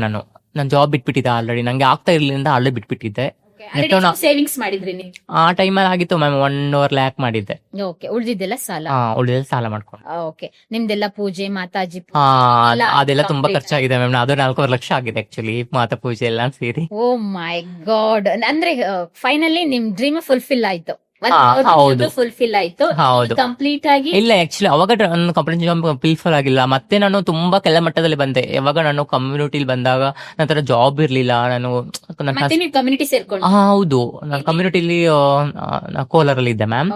ನಾನು ಕಮ್ಯುನಿಟಿಲಿ ಬಂದಾಗ ಅವಾಗ ನಂತರ ಜಾಬ್ ಇರ್ಲಿಲ್ಲ, ಅದ್ರ ದುಡ್ಡು ಖಾಲಿ ಆಗಿತ್ತು. ನಾನು ಏನೋ ಒಂದ್ ಮಾಡ್ಬೇಕು, ನಾನು ಟ್ರಾನ್ಸ್ಫರ್ಮೇಶನ್ ದುಡ್ಡು ಬೇಕಿತ್ತು. ಮನೆಯಲ್ಲಿ ತುಂಬಾ ಇದು ಏನೋ ತುಂಬಾ ನೀನು ಸಿಕ್ಕಾದಕ್ಕೂ ಸಿಕ್ಕು, ಕಡ್ದಾಕ್ತೀನಿ, ಸಿಗ್ದಾಕ್ತೀನಿ, ಕೊಲೆ ಮಾಡ್ತೀನಿ ಅಂತ ಲೈಕ್ ಅಂದ್ರೆ ನಮ್ಮ ಫ್ಯಾಮಿಲಿ, ನಮ್ಮ ರಿಲೇಷನ್ ಕಡೆ. ಬಟ್ ಅಂದ್ರೆ ಗೊತ್ತಾಯ್ತು ವಿಷಯ? ಆಮೇಲೆ ಗೊತ್ತಾಯ್ತು. ಸರ್ಜರಿ ಆಗಿ 15 ಡೇಸ್ಗೆ ಗೊತ್ತಾಯ್ತು. ಅಂದ್ರೆ ಅವ್ರಿಗೂ ಒಂಥರ ಮನಸ್ಸು ಇರುತ್ತಲ್ಲ, ಲೈಕ್ ನನ್ನ ಮೇಲೆ ಏನೋ ಹೋಪ್ ಇಟ್ಕೊಂಡಿರ್ತಾರೆ, ಆಶಾವಾದಿಗಳು ಇಟ್ಕೊಂಡಿರ್ತಾರೆ. ಬಟ್ ನಾನು ಅದನ್ನ ನಿರಾಸೆ ಮಾಡಿ ಅಂತ ಅವ್ರಿಗೂ ಸ್ವಲ್ಪ ಬೇಜಾರು ಇರುತ್ತೆ. ಅದಕ್ಕೆ ನಾನು ಆಮೇಲೆ ನಾನು ಅದಕ್ಕೆ ನಿರ್ಧಾರ ಮಾಡಿ ನಾನು ಕಂಪ್ಲೀಟ್ ಆಗಿ ಹೆಣ್ಣಾಗ್ಬಿಟ್ಟು ಮತ್ತೆ ನನಗೆ ಅದೇ ಅವಮಾನ, ಅದೇ ಇದು ನಮ್ಮ ಕಮ್ಯುನಿಟಿಯಿಂದ ಸ್ವಲ್ಪ ಪ್ರಾಬ್ಲಮ್ಮು. ಆಮೇಲೆ ಹೊರಗಡೆ ದುಡಿಬೇಕು. ಕಮ್ಯುನಿಟಿಲಿ ನೀವು ಎಜುಕೇಟೆಡ್ ಆಗಿ ಆಲ್ರೆಡಿ ಗೌರ್ಮೆಂಟ್ ಎಂಪ್ಲಾಯಿ ಆಗಿ ನೀವು ಸೇರ್ಕೊಂಡಿದ್ದು, ನಿಮ್ಗೆ ಅಲ್ಲಿ ಎಜುಕೇಶನ್ ಏನಾದ್ರು ಸಪೋರ್ಟ್ ಮಾಡಿದ್ರೆ ಅಥವಾ ಯಾವ ರೀತಿಯಾಗಿ ಅವಮಾನ ನೀವಲ್ಲ? ಕಮ್ಯುನಿಟಿ ಅಂದ್ರೆ ಹಂಗಿರ್ಲಿಲ್ಲ ಮ್ಯಾಮ್. ಅಂದ್ರೆ ಸಾಲ ಹರಿಬೇಕಿತ್ತು, ನಾವು ಅವ್ರನ್ನ ದೂರ್ಸಕ್ಕೂ ಆಗಲ್ಲ. ಯಾಕಂದ್ರೆ ಕಮ್ಯುನಿಟಿ ತುಂಬಾ ಸಹಾಯ ಮಾಡ್ತಿದ್ದಾರೆ. ಒಂದು ಕಷ್ಟದಲ್ಲಿ ನೋಡ್ಕೊಳ್ಳೋದೇ ನಮ್ಮ ಕಮ್ಯುನಿಟಿಯವರು, ಸಮುದಾಯದವರು. ಒಂದ್ ಸರ್ಜರಿ ಇದ್ದಾಗ ಯಾವ ವ್ಯಕ್ತಿನೂ ನಮ್ಮನ್ನು ಮುಟ್ಟಲ್ಲ. ಆ ಟೈಮಲ್ಲಿ ನಮ್ಮ ಸಮುದಾಯ ನಮ್ಮನ್ನ ಸಹಾಯ ಮಾಡೋದು. ಒಂದು ಸರ್ಜರಿ ಕರ್ಕೊಂಡು ಹೋಗೋದಾಗ್ಲಿ, ಸರ್ಜರಿ ಮಾಡೋದಾಗ್ಲಿ ತುಂಬಾ ಚೆನ್ನಾಗಿ ನೋಡ್ಕೊಂಡ್ರು ಆಕ್ಚುಲಿ. ಫಸ್ಟ್ ಆಫ್ ಆಲ್ ನಿಮ್ಗೆ ಒಂದು ಫೀಲಿಂಗ್ಸ್ ನ ಅಕ್ಸೆಪ್ಟ್ ಮಾಡ್ಕೊಂಡು ನಮ್ಮವ್ರ ಫೀಲ್ ಆಗೋದು ಅಲ್ಲಿ ಹೌದು ಹೌದು. ಆ ಟೈಮಲ್ಲಿ ನಮ್ಗೆ ಟೈಮಲ್ಲಿ ಯಾರು ನಮ್ ಜೊತೆ ನಿಂತ್ಕೋತಾರಲ್ಲ, ಅವಾಗ ಇವಾಗ ಚೆನ್ನಾಗಿದಾಗ ಎಲ್ಲರೂ ಬರ್ತಾರೆ. ನಮ್ಗೆ ಯಾವಾಗ ನೋವಿರುತ್ತಲ್ಲ, ಯಾವಾಗ ಬರ್ತಾರಲ್ಲ ಜನ, ಅದು ಯಾರು ನಮ್ಮವರು ಯಾರು ನಮ್ಮವ್ರಲ್ಲ ಅಂತ ಗೊತ್ತಾಗುತ್ತೆ ಮ್ಯಾಮ್. ಅಂದ್ರೆ ಕಮ್ಯುನಿಟಿಲಿ ಎಷ್ಟು ದಿನ ಇದ್ರಿ? ಇದ್ದೆ ಮ್ಯಾಮ್. ಕಮ್ಯುನಿಟಿಗೆ ಒಂದು 2 years 3 years ಮೇಲೆ ಆಯ್ತು. ಒಂದು 4 years ಇದ್ದೆ ಅನ್ಸುತ್ತೆ ಮ್ಯಾಮ್. ಏನ್ ಕೆಲಸ? Exactly 4 years. ನಾನು ಭಿಕ್ಷಾಟನೆ ಸ್ಟಾರ್ಟಿಂಗ್ ಭಿಕ್ಷಾಟನೆ ಮಾಡ್ತಿದ್ದೆ ಮ್ಯಾಮ್. ಅಲ್ಲ ಶ್ರಾವ್ಯ, ವೆಲ್ ಎಜುಕೇಟೆಡ್, ಈ ಕಡೆ ಗೌರ್ಮೆಂಟ್ ಎಂಪ್ಲಾಯಿ, ಬಟ್ ನೀವ್ ಈ ರೀತಿಯಾಗಿ ಕನ್ಸನ್ನ ಕಂಡವರೇ ಇಲ್ಲ, ಭಿಕ್ಷಾಟನೆಗೆ ಹೋದ್ರಿ. ಹೇಗ ಅನ್ನಿಸ್ತು ಮ್ಯಾಮ್? ಮೊದಲ ದಿನ ತುಂಬಾ ನೋವಾಗುತ್ತೆ ಮ್ಯಾಮ್. ಯಾಕಂದ್ರೆ ನಾನು ತುಂಬಾ ಓದಿದವಳು, ಡಿಗ್ರಿ ಕಂಪ್ಲೀಟ್ ಮಾಡಿದವಳು, ಒಂದು ಜಾಬ್ ಮಾಡ್ಬಿಟ್ಟು ಬಂದವಳು ಅಂತ ತುಂಬಾ ನೋವು ಆಗ್ತೈತೆ. ಯಾಕಂದ್ರೆ ಅಂದ್ರೆ ಲೈಕ್ ಅವಾಗ ನಮ್ಗೆ ಎಷ್ಟು ತಿನ್ನಕ್ ಊಟನೂ ಇರ್ತಿರ್ಲಿಲ್ಲ, ಬೇರೆ ಇದಿಲ್ಲ. ಒಂದ್ ಟ್ರಾನ್ಸ್ ಅಂತ ಅಂದ್ರೆ ಆಯ್ತು ಏನು ಹಂಗೆ ಹಿಂಗಂತ ಕೆಟ್ಟದಾಗ ಮಾತಾಡೋ ಇರ್ತಾರೆ. ಕೋಜ ಅಂತಾರೆ, ಚಕ್ಕ ಅಂತಾರೆ, 9 ಅಂತಾರೆ, ನಾನಾ ಪದಗಳನ್ನೇ ಇದಾವೆ. ಅಟ್ಲೀಸ್ಟ್ ನಾವು ಒಂದು ಹೆಸರು ಗುಟ್ಟು ಕರೆದು ಇವಳು ವುಮೆನ್, ಇವಳು ನಮ್ ತರ ವ್ಯಕ್ತಿ ಅಂತ ಥಿಂಕ್ ಮಾಡೋರು ಯಾರು ಇಲ್ವೇ ಇಲ್ಲ. ತುಂಬಾ ನೋವಾಯ್ತು ಮ್ಯಾಮ್. ನಾವು ಎಷ್ಟೋ ಸತಿ ನನಗೆ ಯಾಕೆ ಬದುಕಿದ್ದೀನಪ್ಪ ದೇವ್ರೆ, ನಂಗೆ ಸತ್ತೋಗ್ಲಿ ಅಂತಾನೆ ಬೇಡ್ಕೊಂಡಿದ್ದೀನಿ. ಯಾಕಂದ್ರೆ ನಮ್ ತರ ಜೀವನ ಯಾವ ಶತ್ರುಗೂ ಬರಬಾರ್ದು. ತುಂಬಾ ಕಷ್ಟ ಆಯ್ತು ಮ್ಯಾಮ್. ಎಷ್ಟು ಸತಿ ನೈಟ್ ಒಬ್ಳೆ ಅಳ್ತಿದ್ದೆ, ಒಬ್ಳೆ ಚೀರಾಡ್ತಿದ್ದೆ. ಅದ್ರಲ್ಲಿ ಸರ್ಜರಿ ಆದ್ಮೇಲೆ ತುಂಬಾ ಮೂಡ್ ಸ್ವಿಂಗ್ಸ್ ಆಗುತ್ತೆ. ಎಷ್ಟು ಅಂದ್ರೆ ಒಂದೊಂದ್ ಸತಿ ನಮ್ಗೆ ನಾವೇ ಕೊನೆ ಮಾಡ್ಕೊಂಡ್ಬಿಡೋಣ ನಮ್ಮ ಜೀವನನ ಅಂತ ತುಂಬಾ ಅಂದ್ರೆ ತುಂಬಾ ಆಗುತ್ತೆ ಮ್ಯಾಮ್. ನಾನು ಎಷ್ಟೋ ಸತಿ ಸಾಯ್ಬೇಕು, ನಾನು ಸತ್ತೋಗ್ಬೇಕು ಅಂತ, ಲೈಫೇ ಬೇಡ, ನಮ್ ತರ ಯಾಕೆ ನೋಡ್ಬೇಕು, ಫಿಸಿಕಲಿ ನೋವು, ಮೆಂಟಲಿ ನೋವು, ದುಡ್ಡು ಇಲ್ಲಿರಲ್ಲ. ಹೇಳ್ತಾರೆ ಸಮಾಜ ಇವ್ರಿಗೆ ಏನು ಚೆನ್ನಾಗಿ ಕೈ ಕಾಲು ಇಲ್ಲ ಒಂದ್ ರೂಪಾಯಿ ಕೆಳಗೆ ಹೋದಾಗ ನಂಗೆ ಬೈದಿದ್ದಾರೆ, ನಿಮ್ ಕೈ ಕಾಲು ರೆಡಿ ಇಲ್ವಾ, ನೀವು ದುಡೀರಿ ಅಂತಾರೆ. ಆಯ್ತು ಕೆಲಸ ಕೊಡಿ ಅಂದ್ರೆ 5,000 ಕೊಡ್ತೀವಿ, ಬಟ್ 24 ಗಂಟೆ ನಮ್ಮಲ್ಲೇ ಇರಬೇಕು, ನಮ್ಮ ಜೊತೆನೇ ಇರಬೇಕು ಅಂತಾರೆ ಮ್ಯಾಮ್. ಅಂದ್ರೆ ಅವ್ರ ಎಕ್ಸ್ಪೆಕ್ಟೇಷನ್ ಏನ್ ಮಾಡ್ತಾರೆ ನಮ್ಮ ಕಡೆಯಿಂದ ಅಂತ. ಕೆಲಸ ಕೊಡೋದೇ ಇಲ್ಲ ಮ್ಯಾಮ್, ಸುಮ್ನೆ ಹೇಳ್ತಾರೆ ಕೆಲಸ ದುಡಿದಿ ಮಾಡಿ. ಕೆಲಸ ಕೊಡೋರು ಯಾರು? ಅಂದ್ರೆ ನೀವು ಪರ್ಸನಲಿ ಅನುಭವಿಸಿದ್ರಿ? ಹಾ, ತುಂಬಾ ಅನುಭವಿಸಿದೀನಿ. ಅವಾಗ ನಾನು ನಿರ್ಧಾರ ಮಾಡಿದ್ದು, ನಾನು ತುಂಬಾ ಅಂದ್ರೆ ಡೈಲಿ ನಾನು ಕಲೆಕ್ಷನ್ಗೆ ಹೋದಾಗ ತುಂಬಾ ಅವಮಾನ ಮಾಡೋರು, ನೀವು ಗಂಡಸರು, ನೀವು ಸುಮ್ಮನೆ ವೇಷ ಹಾಕಿದೀರಾ ಅಂತ. ಆಕ್ಚುಲಿ ರಿಯಲ್ ಬಲಿಪುರುಷ ಸಮಾಜದಲ್ಲಿ ಯಾರಿದ್ದಾರೆ ಅಂದ್ರೆ ಅದು ನಾವು ಮಾತ್ರ ಮ್ಯಾಮ್. ಈಗ ಹೆಣ್ಣಿಗೆ ಎಣ್ಣೆ ಆಗದಾಗ ದನಿ ಎತ್ತೀವಿ, ಒಂದು ಗಂಡಿಗೆ ಏನಾದ್ರು ಬೇರೆದೊಂದು ತೊಂದರೆ ಮಾಡಿದಾಗ ದನಿ ಎತ್ತೀವಿ. ಆದ್ರೆ ಒಂದು ಮಂಗಳಮುಖಿ ಎಣ್ಣೆ ಎದ್ದಾಗ ಸಪೋರ್ಟ್ ಮಾಡೋರು, ಸಹಾಯ ಮಾಡೋರು ಯಾರು ಇಲ್ವೇ ಇಲ್ಲ, ಯಾರು ಬೆಂಬಲ ಯಾರು ಸೂಸಲ್ಲ. ಅದು ನಮ್ಮ ಸಮಾಜ ದುರಂತ ಮ್ಯಾಮ್. ಅದೇ ಇತ್ತೀಚೆಗೆ ಕೆಲವು ಜನ ಗುರುತಿಸ್ತಿದ್ದಾರೆ, ಬಟ್ ಪಾರ್ಶಿಯಲಿ ಮ್ಯಾಮ್, ಅದು 1% ಜನ ಗುರುತಿಸಬಹುದು ಅಷ್ಟೇ. ಅಂದ್ರೆ ಇನ್ನು ಜನಗಳ ಮನಸ್ಥಿತಿ ಹೌದು. ಇವಾಗ ಕಲೆಕ್ಷನ್ ನಮಗೆ ಬಿಟ್ಟಿರೋರು ಯಾರು? ಇವಾಗ ನಾವು ಕಲೆಕ್ಷನ್ ಮಾಡ್ಲೇಬೇಕು ಅಂತ ಆ ಹುದ್ದೆನ ಸೃಷ್ಟಿಸಿದವ್ರು ಯಾರು? ಅದು ನಾವಲ್ಲ, ಅದು ಸಮಾಜ. ಯಾಕಂದ್ರೆ ಸಮಾಜನ ನಿಮ್ ತರ ಅಂತ ನಮ್ಮಲ್ಲಿ ವ್ಯಕ್ತಿ ಅಂತ ಒಬ್ಬರನ್ನ ಅಕ್ಸೆಪ್ಟ್ ಮಾಡ್ಕೊಂಡಿದ್ರೆ, ಇಷ್ಟೊತ್ತಿಗೆ ನಾವು ನಿಮ್ ತರ ಒಂದು ಪಾಡ್ಕಾಸ್ಟ್ ಮಾಡೋದು ಅಥವಾ ಒಂದು ಜಾಬ್ ಮಾಡೋದು, ಒಂದು ಸ್ಕಿಲ್ ಡೆವಲಪ್, ಒಂದು ಡಾಕ್ಟರು, ಇಂಜಿನಿಯರಿಂಗು, ಅದು ಇವಾಗೆಲ್ಲ ಆಗ್ತಾ ಇದಾರೆ, ಎಲ್ಲ ಒಂದು ಅಂಗಡಿ ಇಟ್ಕೊಳ್ಳೋದು, ಎಲ್ಲ ತರ ಕೆಲಸ ಮಾಡ್ತಿದ್ವಿ. ಈಗ ಸಮಾಜ ನಮ್ಗೆ ಬಿಡ್ತಾ ಇಲ್ಲಲ್ಲ ಮುಂದುವರೆಕೆ. ಇವಾಗ ಒಂದು ಸ್ಪೋರ್ಟ್ಸ್ ಅಂತ ಬಂದಾಗ, ಒಂದು ಕ್ರೀಡೆ ಅಂತ ಬಂದಾಗ, ನೀವು ಹುಡುಗಿ ಅಲ್ಲ, ಹೆಣ್ಣಲ್ಲ, ನೀವು ಬಯೋಲಾಜಿಕಲ್ ಮೆನ್ ಅಂತ ಹೇಳ್ಬಿಟ್ಟು ಹುಡುಗಿತರಿಗೂ ಸೇರ್ಸಲ್ಲ. ಇವಾಗ ಮೆನ್ ಜೊತೆ ಸ್ಪೋರ್ಟ್ಸ್ ಆಟ ಆಡಕ್ ಹೋದಾಗ ನೀವು ವೀಕ್ ಇದ್ದೀರಾ ಅಂತ ನೀವು ವುಮೆನ್ ಕಳಿಸ್ತಾರ, ನಾವೆಲ್ಲಿ ಆಟ ಆಡ್ಬೇಕು? ತಪ್ಪಲ್ವಾ ಮ್ಯಾಮ್? ಅದು ಸಮಾಜ ನಮ್ಗೆ ಇಲ್ಲೂವರೆಗೂ ಎಲ್ಲೂ ಒಪ್ಕೊಂಡೇ ಇಲ್ಲ, ಅದು ತುಂಬಾ ದುರಂತ ಆಗ್ತಿದೆ ಮ್ಯಾಮ್. ಇಷ್ಟೆಲ್ಲ ಟೆಕ್ನಾಲಜಿ ಮುಂದುವರೆದ್ರು ತುಂಬಾ ಹೌದು. ಆಮೇಲೆ ಮೆಂಟಾಲಿಟಿ ಇದೆ. ಒಂದು ನಮ್ಗೆ ಮಗುನ ದತ್ತು ತಗೋಬೇಕಂದ್ರೆ ಇಷ್ಟು ಪ್ರೊಸೆಸಿಂಗ್. ಇವಾಗ ಅಲ್ಲಿ ವುಮೆನ್ಗೂ ಕೊಡ್ತಾರೆ ಅಂದ್ರೆ ಇವಾಗ ನಮಗೂ ಕೊಡ್ಬೇಕಲ್ವಾ ಮ್ಯಾಮ್ ಒಂದು ದತ್ತು ಮಗುನ? ಯಾಕಂದ್ರೆ ನಾವು ನಮ್ಗೆ ಮಗು ಆಗ್ತಾ ಇರಬಹುದು, ಬಟ್ ನಾವು ಹೆಣ್ತನ, ತಾಯ್ತನ ಅನ್ನೋದು ನಮ್ಮಲ್ಲಿ ಇದೆ ಅಲ್ವಾ ಮ್ಯಾಮ್? ಹಾಗಾದ್ರೆ ನಿಮಗೆ ದತ್ತು ಕೊಡಲ್ವಾ? ಇದು ಕಾನೂನಲ್ಲಿ ಅವಕಾಶ ಇಲ್ಲ ನಮ್ಗೆ ದತ್ತು ತಗೋಬೇಕು ಅಂತ. ಆಲ್ರೆಡಿ ಇವರು ಒಬ್ರು PSI ಸಬ್ ಇನ್ಸ್ಪೆಕ್ಟರ್ ಅವರು ಒಬ್ರು ಟ್ರಾನ್ಸ್ಜೆಂಡರ್ ತಮಿಳ್ನಾಡಲ್ಲಿ ವರ್ಕ್ ಮಾಡ್ತಾ ಇದ್ದಾರೆ, ಪ್ರೀತಿಕಾ ಅಶ್ವಿನಿ ಅಂತ. ಅವ್ರು Tamil Nadu first PSI actually sub inspector. ಅವರು ಚೆನ್ನಾಗಿ ನೋಡ್ ಮಗುನ ಒಂದು ದತ್ತು ತಗೊಳಕ್ಕೆ ಹೈಕೋರ್ಟ್ ತಮಿಳ್ನಾಡು ಹೈಕೋರ್ಟೇನೆ ಡಿಕ್ಲೈನ್ ಮಾಡಿತ್ತು. ಅವರು ಇವಾಗ ಪಿಟಿಷನ್ ಹಾಕಿದ್ದಾರೆ, ಸುಪ್ರೀಂ ಕೋರ್ಟ್ ಓಡಾಡ್ತಿದ್ದಾರೆ ಮ್ಯಾಮ್. ಅಲ್ಲ, ಎಷ್ಟು ಸಮಾಜ ನಮ್ಮನ್ನ ಎಷ್ಟು ದೂರ ಇಟ್ಟಿದೆ. ಯಾಕಂದ್ರೆ ನಾವು ಒಂದು ಹೆಣ್ಣು ಆಗಿ ನಾವು ಅವಳು ಆರ್ಥಿಕವಾಗಿ ಸಬಲ ಇದ್ದಾಳೆ, ಒಂದು ತಾಯಿತನ ಕೊಡೋದು ಅವಳಿಗೆ ಇದಿದೆ, ಒಂದು ಅನಾಥ ಮಗುಗೂ ಒಂದು ಜೀವನ ಸಿಗುತ್ತಲ್ಲ ಮ್ಯಾಮ್. ಇವಾಗ ಕರ್ನಾಟಕದಲ್ಲಿ ಆಗಲಿ ಇಂಡಿಯಾದಾಗಲಿ ಅತಿ ಹೆಚ್ಚು ಅನಾಥ ಮಕ್ಕಳು ಸಾಕ್ತಾ ಇರೋದು ಅದು ಯಾರು ಅಂದ್ರೆ ಅದು ಮಂಗಲ್ಮುಖಿಯರು ಮ್ಯಾಮ್. ನನ್ಗೂ ಆಸೆ ಇದೆ ಮುಂದೆ ಒಂದು ಲೈಫ್ ಅಲ್ಲಿ ಒಂದು ಮಗುಗುನ ದತ್ತು ತಗೊಂಡು ಅದಕ್ಕೊಂದು ಒಳ್ಳೆ ಎಜುಕೇಶನ್ ಕೊಡಿಸಿ ಅದಕ್ಕೆ ಒಂದು ಗ್ಲೋಬಲ್ ಲೆವೆಲ್ ಅಲ್ಲಿ ನೇಮ್ ಮಾಡಿಸ್ಬೇಕಂತ ತುಂಬಾ ಆಸೆ ಇದೆ. ಯಾಕೆ ಅಂತ ಹೇಳಿದ್ರೆ ಆ ಅನಾಥ ಮಗುವಿನ ಕಷ್ಟ ನೀವು ಅರ್ಥ ಮಾಡ್ಕೋಬಹುದು, ಸಫರ್ ಆಗಿದ್ದೀರಾ. ಹಾಗಾಗಿ ಮುಂದೆ ಆ ರೀತಿಯಾದಂತ ಮಕ್ಕಳಲ್ಲಿ ಅನುಭವಿಸಬಾರ್ದು, ನನ್ನಂತೆ ಇರುವಂತ ಅನಾಥ ಮಕ್ಕಳಿಗೆ ಒಂದ್ ರೀತಿಯಾಗಿ ಜೀವನ ಕಟ್ಕೊಡ್ಬೇಕು ಅನ್ನೋದಿದಿಲ್ಲ. ನಿಮ್ಮ ಡ್ರೀಮ್ ಆದಷ್ಟು ಫುಲ್ಫಿಲ್ ಆಗ್ಲಿ. ಸಾಲ ಎಲ್ಲ ತೀರ್ಸಿದ್ರಿ ನೀವು? ಸಾಲ ಎಲ್ಲ ತೀರಿಸ್ತೆ ಮ್ಯಾಮ್. ಹೌದು, ಆ ಸಾಲ ಎಲ್ಲ ತೀರಿಸ್ತೆ. ಆಮೇಲೆ ಮತ್ತೆ ಏನೋ ಕಮ್ಯುನಿಟಿಯಿಂದ ಸ್ವಲ್ಪ ದಿನ 2-3 ವರ್ಷ ಇದ್ದೆ ಹಂಗೆ. ಅದೇ ಭಿಕ್ಷಾಟನೆ ಮಾಡಿ ಮಾಡಿ ಮಾಡಿ ತುಂಬಾ ಬೇಜಾರ್ ಮನಸ್ಸು ಸೋತೋಗ್ಬಿಟ್ಟಿದೆ ಮ್ಯಾಮ್. ಲೈಫ್ ಅಲ್ಲಿ ಇನ್ನೇನು ಇರಲಿಲ್ಲ ಅಂತ. ದುಡ್ಡು ಚೆನ್ನಾಗಿ ಬರ್ತಾ ಇತ್ತು? ದುಡ್ಡು ಅಂದ್ರೆ ಹಂಗೇನಿರಲಿಲ್ಲ ಮ್ಯಾಮ್. ದುಡ್ಡು ಅಂದ್ರೆ ಸ್ವಲ್ಪ ಬರ್ತಿತ್ತು, ಬಟ್ ಅದ್ರ ನಮ್ಗೆ ಹಾರ್ಮೋನ್ HRT ತಗೋಬೇಕಿತ್ತು. ನಮ್ಗೆ ನಮ್ ಸರ್ಜರೀಸ್ ಚಿಕ್ಕ ಮೈನರ್ ಸರ್ಜರೀಸ್ ಅವಿರ್ತವೆ, ಲೇಸರು ಅದು ಇದು ಅಂತ ಅನ್ಕೊಂಡು ದುಡ್ಡೇ ಸಾಲ್ತಾ ಇರ್ಲಿಲ್ಲ. ಎಷ್ಟು ದುಡಿದ್ರು ಸಾಲ್ತಾ ಇರ್ತಿಲ್ಲ ಮ್ಯಾಮ್. ಅಂದ್ರೆ ನೆಮ್ಮದಿನೇ ಇರ್ಲಿಲ್ಲ ನಮ್ಗೆ. ಬರೀ ನರಕ, ಪ್ರತಿದಿನನೂ ನರಕ ಯಾತನೆ. ಈಗ ಹೋದ್ರೆ ಕೆಟ್ಟದಾಗ ಮಾಡೋರು ಇದ್ ಮಾಡೋರು, ಬಿಸಿಲಲ್ಲಿ ಅದು ಎಷ್ಟು ಕಷ್ಟ. ಎಲ್ಲರೂ ಹೇಳ್ತಾರೆ ಈಸಿಯಾಗಿ ಮನಿ ಮೇಕಿಂಗ್ ಮಾಡ್ತೀರಾ ಅಂತ ಹೇಳ್ತಾರೆ, ಬಟ್ ಈಸಿಯಾಗಿ ಮನಿ ಮೇಕಿಂಗ್ ಅದ್ರಲ್ಲಿ ನೋವು ಎಷ್ಟಿರುತ್ತೆ, ಎಷ್ಟು ಪ್ರಾಬ್ಲಮ್ಸ್ ಇರುತ್ತೆ, ನಮ್ಗೆ ಸರ್ಜರಿಗೆ ಎಷ್ಟು ದುಡ್ಡು ಅನ್ಸ್ಬೇಕಂತ ಅದ್ಯಾರಿಗೂ ಗೊತ್ತಿಲ್ಲ ma'am. Kerala government, Tamil Nadu government ಅವ್ರ ಸರ್ಜರಿಗೂ ಸಕಟ ಹಾಸ್ಪಿಟಲ್ ಸಪರೇಟ್ ಆಗಿ ಓಪನ್ ಮಾಡಿ ಟ್ರೀಟ್ಮೆಂಟ್ ದುಡ್ಡು ಕೊಡ್ತಾ ಇದೆ. ಬಟ್ ನಮ್ಮ ಕರ್ನಾಟಕದಲ್ಲಿ ಒಂದು ಏನು ದುಡಿಯಕ್ಕೂ ಸ್ವಾವಲಂಬಿ ಬದುಕಕ್ಕೆ ಕಷ್ಟ ಪಡ್ತಾ ಇದೀವಿ. 3 ವರ್ಷದಲ್ಲಿ ನಿಮ್ಗೆ ಎಜುಕೇಶನ್ ಬ್ರೇಕಪ್ ಆಯ್ತು, ಈ ಕಡೆ ಭಿಕ್ಷಾಟನೆ ಮಾಡ್ತೀರಿ, ಮತ್ತೆ ಓದ್ಬೇಕು ಅಂತ ಅನ್ಸಿದ್ದೆ ಹೇಗೆ? ಯಾವಾಗ ಅಂದ್ರೆ ಮ್ಯಾಮ್, ನಾನು ತುಂಬಾ ಲೈಫಲ್ಲಿ ಒಂಥರ ತುಂಬಾ ನೋವಾಗ್ತಾ ಇತ್ತು ಕಲೆಕ್ಷನ್ ಹೋದಾಗ, ಇದು ಮಾಡಿದಾಗ. ನಾನು ಎಜುಕೇಟೆಡ್ ಇದ್ದೀನಿ, ನನ್ಗೆ ಯಾಕೆ ನಾನು ಜಾಬ್ ಮಾಡಬಾರ್ದು, ಯಾಕೆ ನನ್ನ ಕಾಲ ಮೇಲೆ ನಿಂತ್ಕೋಬಾರ್ದು, ನಾನು ಯಾಕೆ ನಮ್ಮ ಸಮಾಜ, ನಾನು ಸುತ್ತಮುತ್ತಲ ನಮ್ಮ ಸಮಾಜಗಳು ನೋಡಿದೆ, ಎಷ್ಟು ಜನ ಸ್ಟಡಿ ಮಾಡಿದವರು ಇದ್ದಾರೆ, ಎಷ್ಟು ಜನ ಬ್ರಿಲಿಯಂಟ್ ಇದ್ದಾರೆ, ಎಷ್ಟು ಜನ ವಯಸ್ಸಿದ್ದಾರೆ, ಎಷ್ಟು ಜನ ನನಗೆ ಚಿಕ್ಕವರೆಲ್ಲ ಇದ್ರು. ಇವ್ರು ನಾವ್ ಯಾಕೆ ಇಸ್ ತರ ಕಷ್ಟ ಪಡ್ತಾ ಇದೀವಿ, ನಾವು ಸಮಾಜಕ್ಕೆ ಏನಾದ್ರು ನಾವು ಉದಾಹರಣೆ ಸೃಷ್ಟಿಸ್ಬೇಕು ಅಂತ ಫುಲ್ ನಾನು ನಿರ್ಧಾರ ಮಾಡಿದೆ ಮ್ಯಾಮ್. ಒಬ್ರು ನನಗೆ ಏನಾದ್ರು ಲೈಕ್ ನೀವು ಬದುಕಕ್ಕೆ ಯೋಗ್ಯತೆ ಇಲ್ಲ, ನೀವು ಸಮಾಜದಲ್ಲಿ ಇರಕ್ಕೆ ಅನರ್ಹರು ಅಂತ ನಂಗೆ ತುಂಬಾ ಕುತ್ಕೊಂಡು 1 hour ಕುತ್ಕೊಂಡು ಅದೇ ಪ್ಲೇಸ್ ಅಲ್ಲಿ. ಆ ಟೈಮಲ್ಲಿ ನಾನು ನಿರ್ಧಾರ ಮಾಡಿದೆ, ನಾನು ಏನೋ ಮಾಡ್ರೆ ಏನೋ ಜಾಬ್ ಮಾಡ್ಲೇಬೇಕು, ನಾನು ಓದಿದ್ ವ್ಯರ್ಥ ಆಗ್ಬಾರ್ದು, ನಾಳೆ ನಾನು ಇನ್ನೊಬ್ರು ನನ್ನ ತರದವ್ರು ಬರೋರಿಗೆ ಮಾದರಿ ಆಗಿರ್ಬೇಕು. ಇದು ಯಾವುದು ಬೆಗ್ಗಿಂಗ್ ಜೀವನ ಅಲ್ಲ, ಬೇರೆ ಕೆಲಸಗಳು ಯಾವ್ದು ಜೀವನ ಅಲ್ಲ ಅಂತ ನಾನು ತೋರಿಸ್ಬೇಕಿತ್ತು ಮ್ಯಾಮ್. ನಾನು ಅದಕ್ಕೆ ತೋರ್ಸಕ್ಕೋಸ್ಕರನೇ ನಾನು ನಿರ್ಧಾರ ಮಾಡಿದೆ. ಅವಾಗ ಹೋಗಿ ನಾನು ಎಲ್ಲ ಪ್ರೈವೇಟ್ ಅಲ್ಲಿ ಆಕ್ಚುಲಿ ನಾನು ಕೆಲಸ ಟ್ರೈ ಮಾಡಿದೆ. ಬಟ್ ನನಗೆ ಕೆಲವು ಜನ ನೀವು ಟ್ರಾನ್ಸ್ ಅಂತಾನೆ ಎಷ್ಟು ಜನ ರಿಜೆಕ್ಟ್ ಮಾಡಿದ್ರು. ಏನಕ್ಕೆ 3 ವರ್ಷ ವೆಯ್ಟ್ ಮಾಡಿದ್ರಿ ನೀವು? ಫಸ್ಟ್ ನೀವು ಅಷ್ಟೊಂದು ಇಂಟೆಲಿಜೆಂಟ್ ಆಗಿದ್ರಿ, ಕ್ವಾಲಿಫಿಕೇಶನ್ ಇತ್ತು. ಅವಾಗ ಆ ಟೈಮಲ್ಲಿ ಟ್ರಾನ್ಸ್ಪರೇಷನ್ ಟೈಮ್ ಮ್ಯಾಮ್. ನನಗೆ ಆ ಟೈಮಲ್ಲಿ ಟ್ರೀಟ್ಮೆಂಟ್ ಸರ್ಜರೀಸ್ ಎಲ್ಲ ಇತ್ತು. ನನಗೆ ರೆಸ್ಟ್ ಬೇಕಿತ್ತು, ಯಾಕಂದ್ರೆ ರೆಸ್ಟ್ ಇಲ್ಲದೆ ನಮಗೆ ತುಂಬಾ ಕಷ್ಟ. ಆಕ್ಚುಲಿ ಒಂದೊಂದು ಸರ್ಜರಿಗಳು 6 ತಿಂಗಳು ಮೇನ್ ರೆಸ್ಟ್ ಬೇಕು ಮ್ಯಾಮ್, 6 ಜಾಸ್ತಿನೇ ಬೇಕು. ಆ ಟೈಮಲ್ಲಿ ರೆಸ್ಟ್ ಬೇಕು ಅಂತ ನನಗೆ ಹೋಗಕ್ಕಾಗಿಲ್ಲ. ಆಮೇಲೆ ಅವಕಾಶಗಳು ಇರ್ಲಿಲ್ಲ ಮ್ಯಾಮ್. ನಮ್ಗೆ ಯಾರು ತಗೊಳ್ತಾರೆ? ನಾ ಒಂದು ಕಂಪ್ನಿ ನಾನೇ ಟ್ರೈ ಮಾಡಿದೆ. ಒಂದು ಮ್ಯಾನುಫ್ಯಾಕ್ಚರಿಂಗ್ ಕಂಪ್ನಿಲಿ ಒಂದು ಅಕೌಂಟೆಂಟ್ ಆಗಿ ಒಂದು ಕೆಲಸ ಸಿಕ್ಕಿತ್ತು, ಟ್ರೈ ಮಾಡಿದೆ. ಅವರು ವುಮೆನ್ಸ್ಗೂ ಅವಕಾಶ ಇತ್ತು, ಟ್ರಾನ್ಸ್ ಅಂತ ಕೊಟ್ರು, ಲಿಸ್ಟ್ ಅಲ್ಲಿ ದೊಡ್ಡದಾಗಿ ಬೋರ್ಡ್ ಹಾಕೊಟ್ರು. ಬಟ್ ನನ್ನ ಅವ್ರ ಏನು ಇಲ್ಲ ಏನು ಸೆಲೆಕ್ಟೇ ಮಾಡ್ಲಿಲ್ಲ ಮ್ಯಾಮ್. ಅಲ್ಲಿ ತೋರಿಸ್ತಲ್ಲ ಡಿಸ್ಕ್ರಿಮಿನೇಷನ್. ಹೌದು. ಅದಕ್ಕೋಸ್ಕರ ಆಮೇಲೆ ನಾನು ಕಷ್ಟಪಟ್ಟು ಏನಾದ್ರು ಮಾಡ್ಬೇಕು ಅಂತ ಬ್ಯಾಂಗ್ಳೂರ್ ಬಂದೆ. ನಾನು ಬ್ಯಾಂಗ್ಳೂರ್ ಬಂದು ಹಂಗಂಗೆ ಮಾಮೂಲಿ ಭಿಕ್ಷಾಟನೆ ಬೆಂಗಳೂರಲ್ಲಿ ಮಾಡಿದೆ ಮ್ಯಾಮ್. 1 year ಮಾಡಿದೆ. ಹಂಗಂಗೆ ಮಾಡಿದೆ. ಅಲ್ಲಿ ನಾನು ಪೇಪರ್ ಹೈಡರ್ಸ್ ಎಲ್ಲ ನೋಡ್ಕೊಂಡೆ. ಆ ಟೈಮಲ್ಲಿ ಏನಾದ್ರು ಮಾಡ್ಲೇಬೇಕು ಅಂತ ಆ ಟೈಮಲ್ಲಿ ನಮ್ದು ಕರ್ನಾಟಕ ಸರ್ಕಾರ 1% ರಿಸರ್ವೇಶನ್ ಅಂತ ಘೋಷಣೆ ಮಾಡ್ತು ಮ್ಯಾಮ್. ಅವಾಗಲೇ ಡಿಸೈಡ್ ಮಾಡಿದೆ. ಎಷ್ಟು ವರ್ಷದ ಹಿಂದಿನ ಕತೆ ಇದು? 2021 ಅಲ್ಲಿ ಘೋಷಣೆ ಆಯ್ತು ಮ್ಯಾಮ್.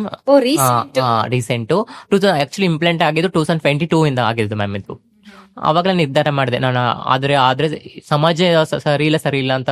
ನೀವು ಬೆಂಗಳೂರಿಗೆ ಬಂದಿದ್ದು? ಹೌದು. ನಾನು ಮುಂಚೆ ಬೇರೆ ಕಡೆ ಇದ್ದೆ, ಕೋಲಾರ, ಮಂಡ್ಯ ಹಂಗಲ್ಲೆಲ್ಲ ಇದ್ದೆ. ಆಮೇಲೆ ನಾನು ಸರ್ಕಾರಿ ಹುದ್ದೆಗೆ ಹಿಡಿಲೇಬೇಕು ಅಂತ ನಿರ್ಧಾರ ಮಾಡಿದೆ ಮ್ಯಾಮ್. ಆ ಟೈಮಲ್ಲಿ ಕರ್ನಾಟಕ ರಿಸರ್ವೇಶನ್ ಕೊಡ್ತು. ಇದು ಭಾರತದ ಫಸ್ಟ್ ನಮ್ಮ ರಾಜ್ಯ ರಿಸರ್ವೇಶನ್ ಕೊಟ್ಟಿದ್ದು. ಅದನ್ನು ತುಂಬಾ ಖುಷಿ ಆಯ್ತು. ಅದು PI ಎಲ್ಲ ಹಾಕಿ ನಮ್ಮ ಕಮ್ಯುನಿಟಿ ಅವರು ಅದನ್ನ ತಗೊಂಡ್ಮೇಲೆ ನಾನು ಅವಾಗ ಮಾಡಿದೆ ಸರ್ಕಾರಿ ಹುದ್ದೆಗೆ ಹಿಡಿಲೇಬೇಕು, ನಾನು ಅಧಿಕಾರಿ ಆಗ್ಲೇಬೇಕು. ಸಮಾಜದಲ್ಲಿ ವ್ಯವಸ್ಥೆ ಸರಿ ಇಲ್ಲ ಅಂತ ನಂಗೆ ಗೊತ್ತಾಯ್ತು. ಆ ವ್ಯವಸ್ಥೆಯಲ್ಲಿ ನಾವ್ ಬೆಳೆದ್ರೆ ಇಡೀ ವ್ಯವಸ್ಥೆ ಸರಿ ಮಾಡಬಹುದು ಅಂತ ನನಗೆ ಅನಿಸ್ತು ಮ್ಯಾಮ್. ಫಸ್ಟ್ ಯಾವ ಎಕ್ಸಾಮ್ ಬರೆದ್ರಿ? ಹೇಗೆ ಪ್ರಿಪರೇಷನ್ ನಡೀತು? ತುಂಬಾ ದಿನ ಆದ್ಮೇಲೆ ಗ್ಯಾಪ್ ಕೊಟ್ಟಿದ್ರಿ ಎಜುಕೇಶನ್ಗೆ, ಮತ್ತೆ ಹೇಗೆಲ್ಲ ರೀಕಾಲ್ ಮಾಡ್ಕೊಂಡಿದ್ದು? ಏನಾದ್ರು ಕೋಚಿಂಗ್ ತಗೊಂಡ್ರಾ? ಹೌದು ಮ್ಯಾಮ್, ತುಂಬಾ ಕಷ್ಟ ಆಯ್ತು. ಯಾಕಂದ್ರೆ ನಂಗೆ ಅದು ಸಡನ್ ಆಗಿ ಬಿಟ್ಬಿಟ್ಟು ಓದೋದು ತುಂಬಾ ಕಷ್ಟ ಆಗುತ್ತೆ. ನಾನು ತುಂಬಾ ಹೈಲಿ ಬ್ರಿಲಿಯಂಟೆಡ್ ಆಗಿದ್ದೆ ನನ್ನ ಕಾಲೇಜ್ ಟೈಮಲ್ಲಿ, ಹೈಸ್ಕೂಲ್ ಟೈಮಲ್ಲಿ. ಬಟ್ ಆಮೇಲೆ ಎಷ್ಟು 7 to 10 ಅನ್ಸುತ್ತೆ ಮ್ಯಾಮ್. ಆ ಟೈಮಲ್ಲಿ ನನಗೆ ತುಂಬಾ ಯಾವ್ದು ಓದೋದಿಲ್ಲ, ಸ್ಟಡಿಲಿ ಎಲ್ಲ ಬಿಟ್ಬಿಟ್ಟಿದ್ದೆ. ಆ ಟೈಮಲ್ಲಿ ಏನ್ ಮಾಡಿದೆ ನಾನು, ಕೋಚಿಂಗ್ ಪೇಪರ್ ಎಲ್ಲ ನೋಡ್ಕೊಳ್ಳೋದು ಯಾವ್ದು ಕಾಲ್ ಫಾರ್ಮ್ ಆಗುತ್ತಂತ.